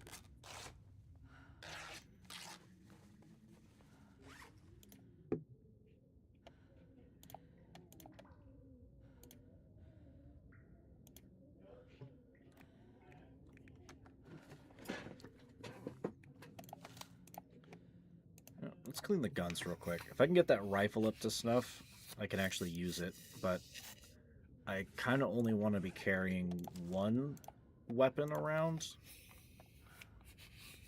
Simply because, like, the rifle's heavy. The revolver is, like, less than half of its weight. It's less effective, but that's a lot of weight to be lugging around.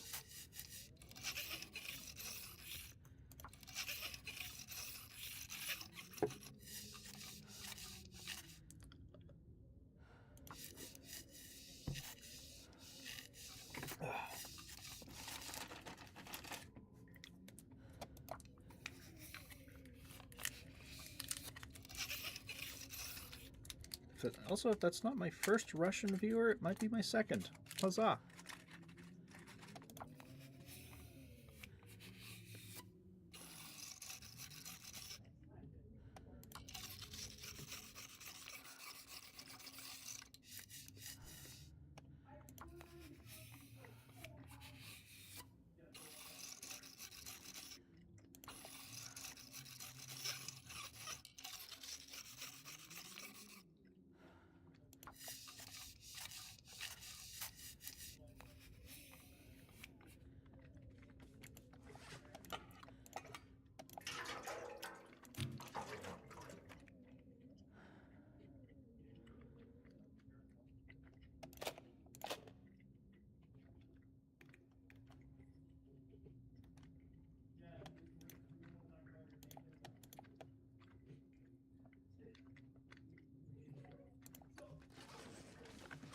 Yeah, it would probably be a good idea to try to drop some of this stuff off. At least drop the gun off. So I've still got plenty of revolver ammo, and the bow is gonna kind of fill the role.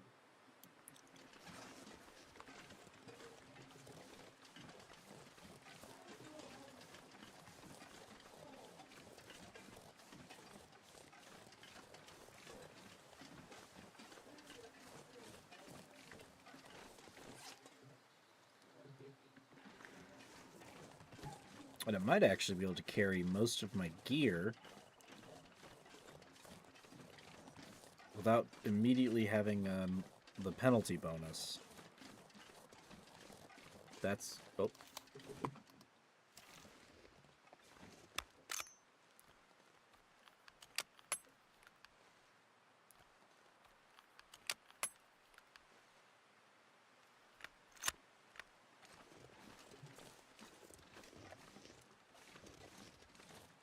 That looks like a timber wolf. Let's see how they like 303 British.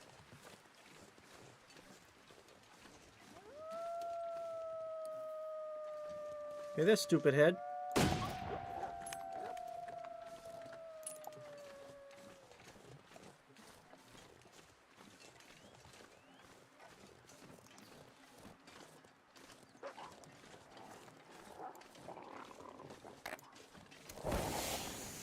The zone of compliance.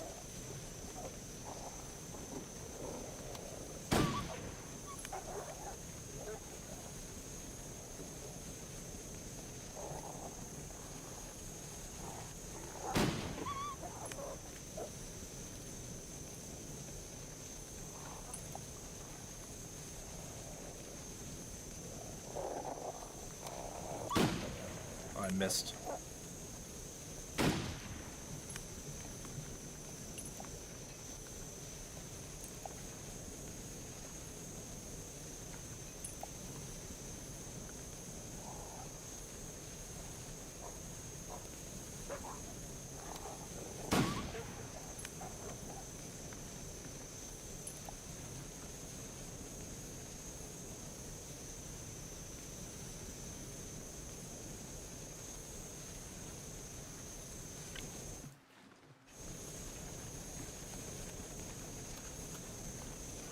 Get some distance, I'll just let them chase me.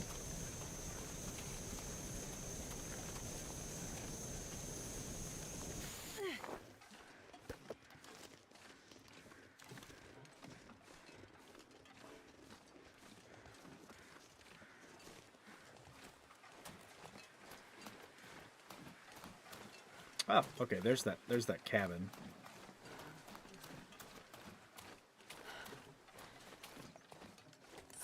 Thank Ooh. you. New tool, hacksaw. I don't know what I can use that for. I don't really need a ton of scrap metal material. This stuff will come in handy. Very good.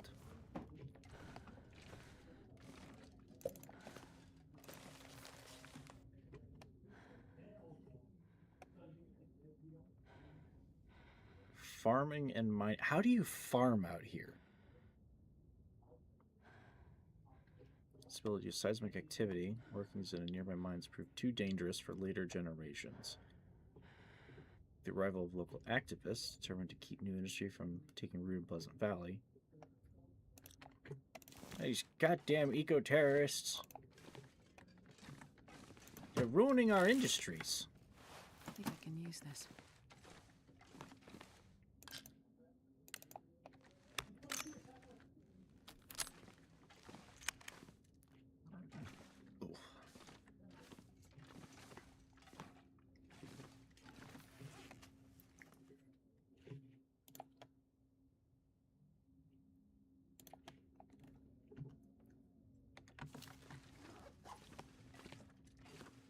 Well, nothing particularly special.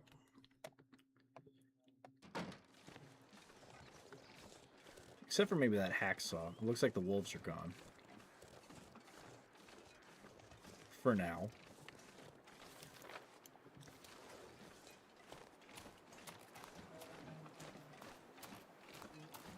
We're going to try to make a good run for it.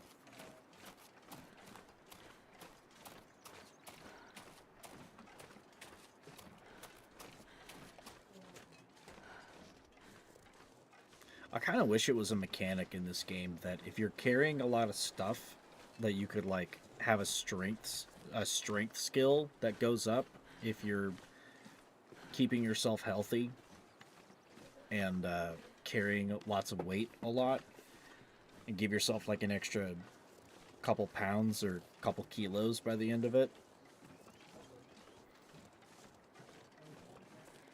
Because if you're carrying a lot of gear, you're gonna get used to it, and eventually it's gonna make you stronger to a point, and your endurance is gonna go up.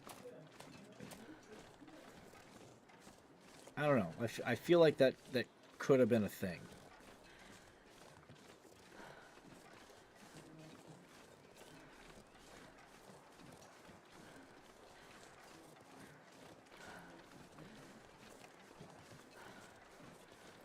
I think that was the dead deer.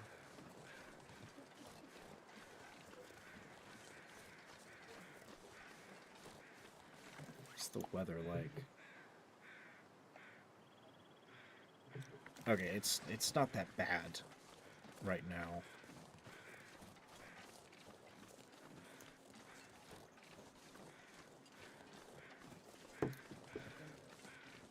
But if it's not that bad, and I'm still not freezing, I'd say my clothing has been upgraded.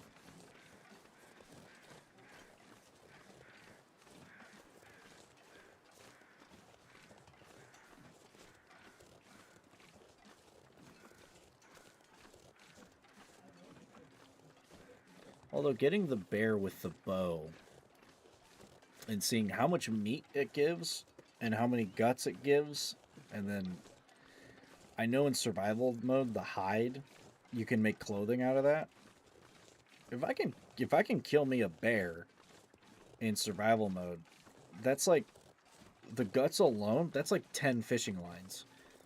And then I would never have to worry about starving while I'm fishing to get more food.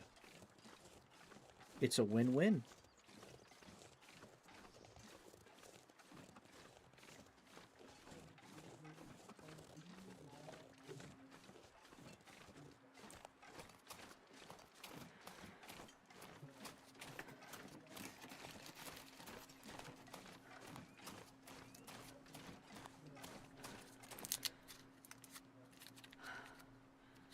Opening up more taffy.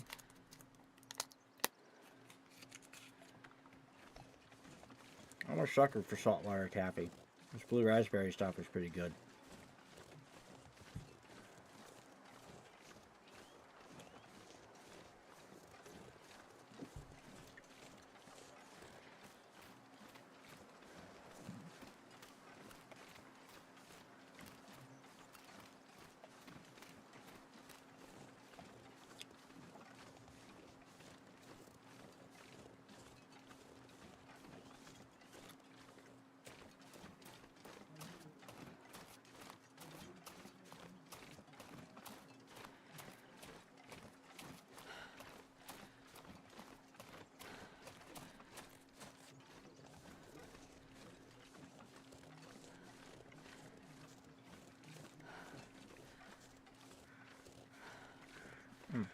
Quick stuff.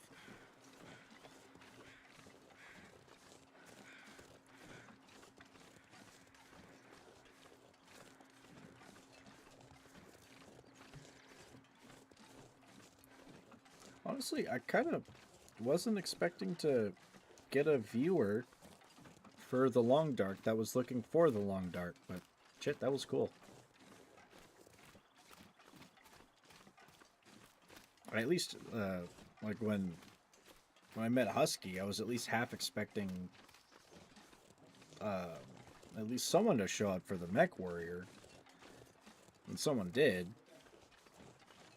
It's pretty niche, but I'd imagine there are some there that don't mind watching streams. I was kind of right, but The Long Dark, it's a much smaller, like some survival games, other than like maybe The Forest because the YouTubers got a hold of it. I think it's kind of a smaller thing. Like I've found videos on YouTube of like The Long Dark, and some of the bigger people that have played it or like done guides or who have done stuff like that, the most views I've seen is like only about 250,000, and that's on the more popular end of stuff. So I don't know how many people have like gotten this game either in the past or whichever, but it's kind of fun to get viewers from small community, from like smaller things. Is cool.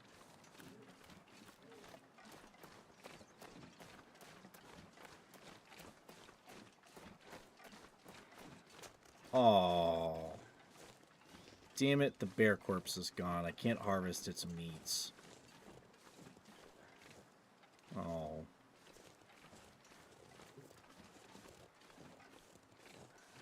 Wolves must have stripped it.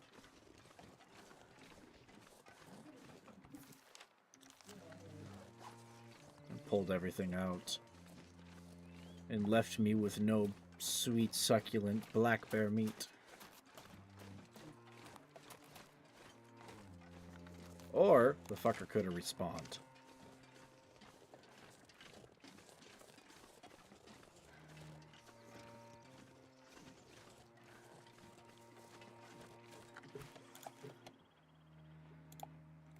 Okay, my crafting recipes haven't expanded, so I can't make clothing out of these guys. Or rabbits. Or wolves.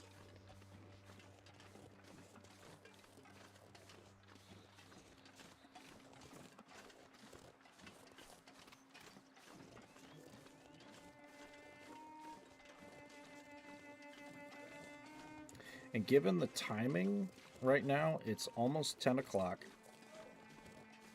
I want to at least try to get about 6 hours of sleep tonight, so I got to be in bed in an hour. I'll get back to the community center. I'll get my inventory sorted out.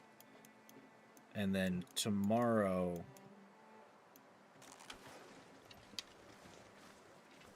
I'd say tomorrow I'll continue, and that's when I'll actually try to get up north. It's either going to be the first thing tomorrow is going to be either the bunker over here, because it's really not that far. It's just up the road. It's either going to be the bunker or we're going to go north. Because on my first playthrough, there are people that are still alive from the plane crash. And it becomes I don't think it's a main objective. It might be. But it becomes an objective to like find all of them. And to save them. And bring it back to the community center where it's safe. And then I think maybe to get food for all of these guys. Because they're running out of food already. And as far as I can tell, I've got a pretty good stash. And if that other bunker stash is just like that first one, there's probably going to be some juicy items in there. And then 2, is that a searchable house? I need to check. But 1, there's probably juicy items in there. And 2, there's probably a bunch of food that I could give to the people. But if I gotta go hunting, that's really not a problem. I've got a bow, I've got a rifle with some ammo, not as much as I'd like, but I still got the revolver.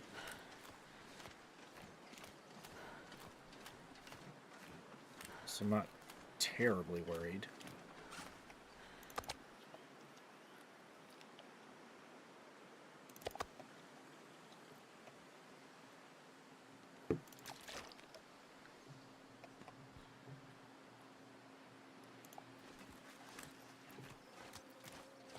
But hell, if I can kill a bear and give it to these folks, that's That's gonna be more than enough meat. That's either going to be all of what they need, or it's going to be almost all of what they need. Just bear meat alone.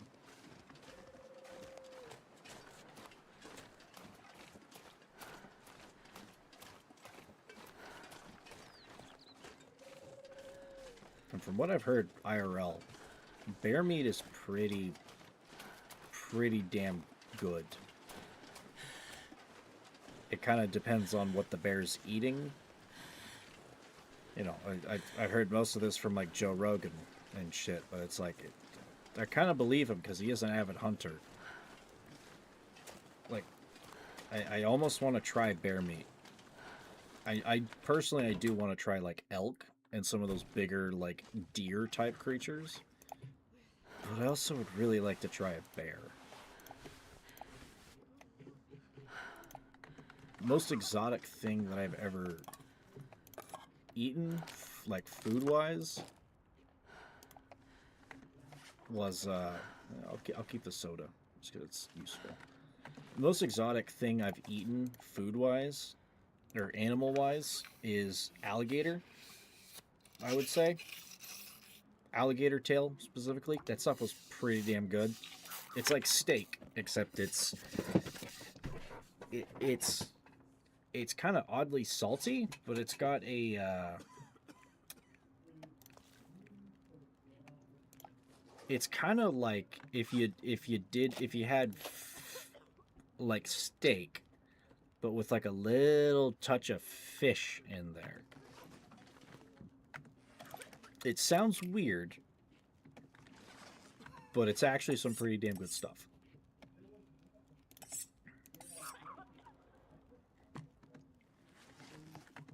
I liked it, personally.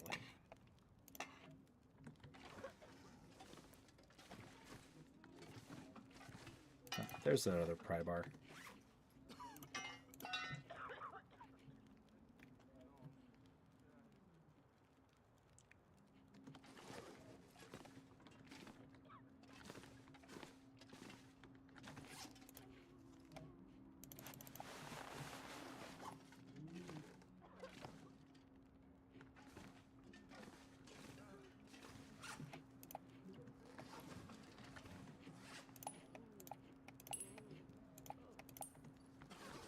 I don't know if I'll be able to do anything with these shell casings as far as making new ammo. But maybe. I can at least kind of count my shots.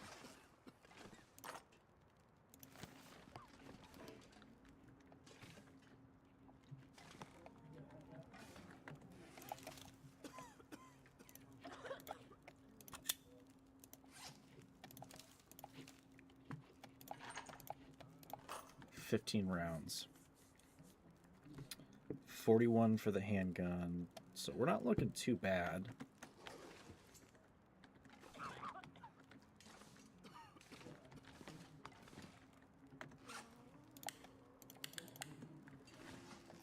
Yeah, don't mind me. I'm just leaving all of this in your floor. It's not like anyone's going outside anyway.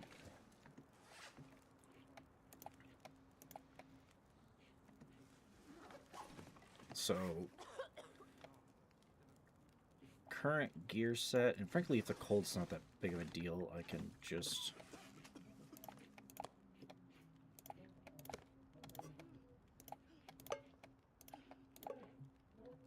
I'll keep one tea, I'll keep one coffee. Because I know once I start pulling survivors out, I'm going to be able to need some of that. I don't think I have to keep them fed. I think I just have to keep them watered. If I have to feed them, well, I've still got some food, but I'd have to kill something. And then trek them across the frozen wasteland.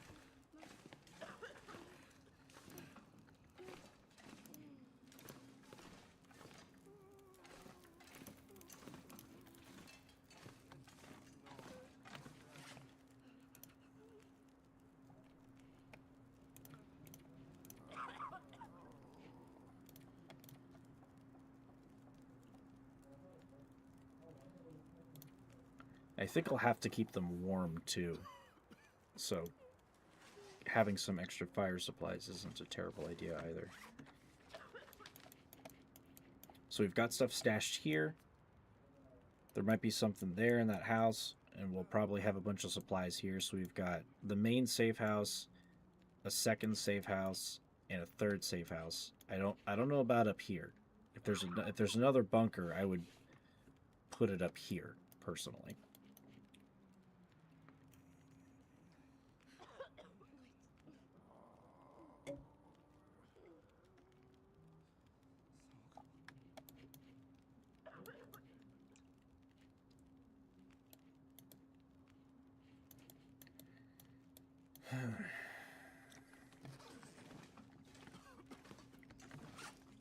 Any clothing to repair? I'm all dry, thankfully.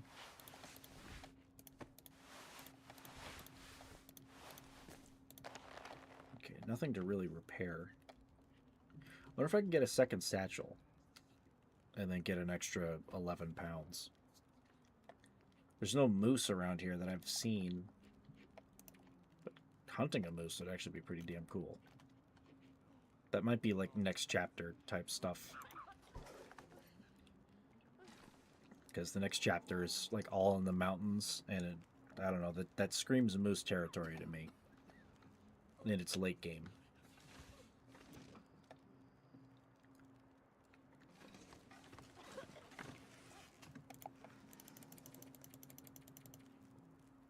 So here's what we'll do. We'll sleep, freshen up, get our food and water back up to snuff. It is right before dawn.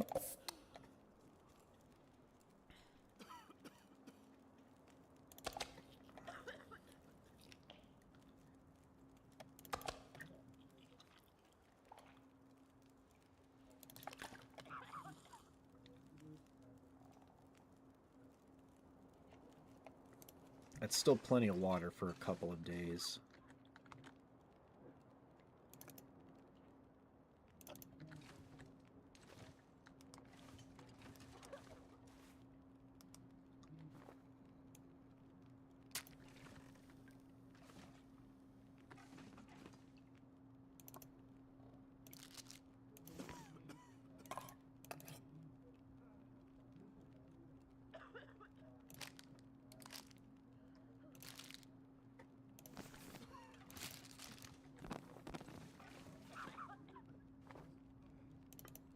So we'll grab a couple of things.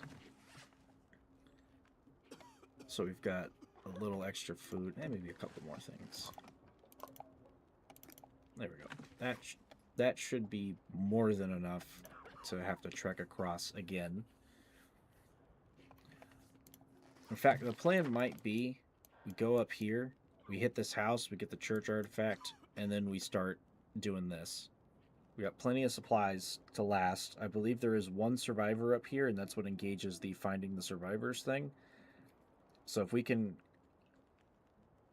go here, go up the mountain, hit the plane, and come down, we'll be alright. But I'm pretty sure there are survivors out this way, and we can either hit Molly's house, or probably her barn, as a safe zone, if we need to, which we probably will. And then this will be like the next safe zone. But between here and town, there's like nothing that's not out of the way, other than like maybe this cave. And it seems like the bears are over here or over here. Like this area, towards the edges. Unless there's some up here too, that I have yet to see. But this is going to take... This one's at least going to take a couple more streams to get done, because there's a lot of ground to cover, and there's still quite a bit to do. And I guess unlike the last one, it's... I kind of need a bunch of things. I got prepared very quickly in episode 2, frankly, because there's just a lot of nice gear, and I brought some nice gear over from the first episode, namely clothing items, like those skiing boots. And yeah, all that extra ground is gonna take extra time, extra supplies.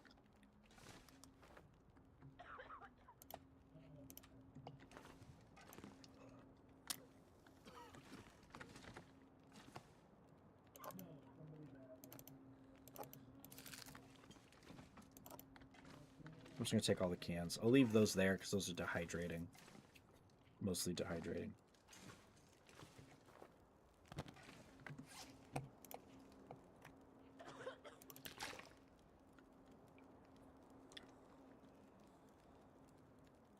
And we still have a couple more pounds to spare. And as soon as we get through all this meat, because this isn't the most calorie efficient by weight, our weight's gonna go down a lot more.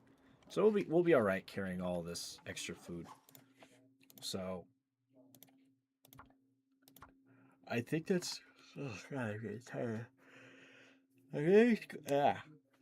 I think that's going to cover it for tonight. Um,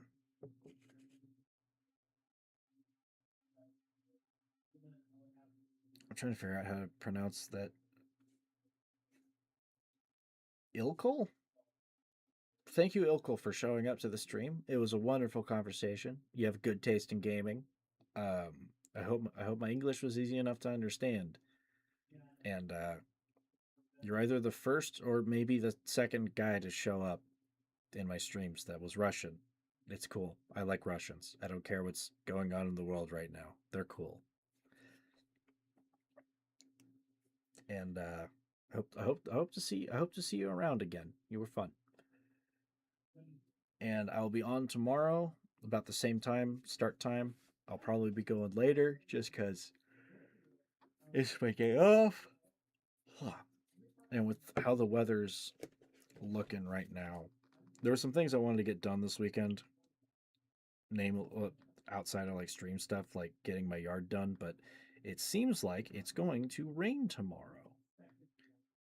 And then it's going to be cloudy on Saturday, and it's going to rain again on Sunday, and then we're basically getting rain for most of the week until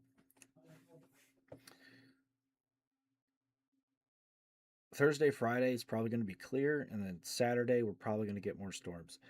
I wanted to get my at least my back lawn mowed because it's about that time. I wanted to get that done this weekend, but the rain seems to be wanting to arrive.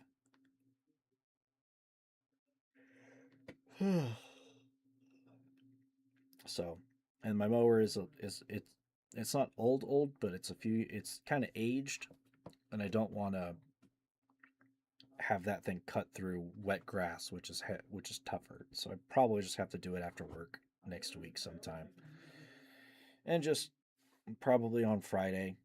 So next week's Friday stream will probably start a little bit late, but otherwise for the next week, until like Friday, the next week the ground's just going to be ground and grass just going to be too wet to mow. It do be April, and that's usually when our rainy season starts. So it's gonna be fun. Anyway, I'm gonna hop off and get ready for bed. I'm tired, and I have work tomorrow. So thank you everybody for watching. Again, thank you to Ilkol for popping in, and I'll see y'all tomorrow and next week. Same usual stuff. Hopefully on Tuesday, but more than likely, I'll probably end up streaming. But if it's not Tuesday, I'll be here Wednesday, Thursday, and Friday. So everybody have a good night. I gotta go see.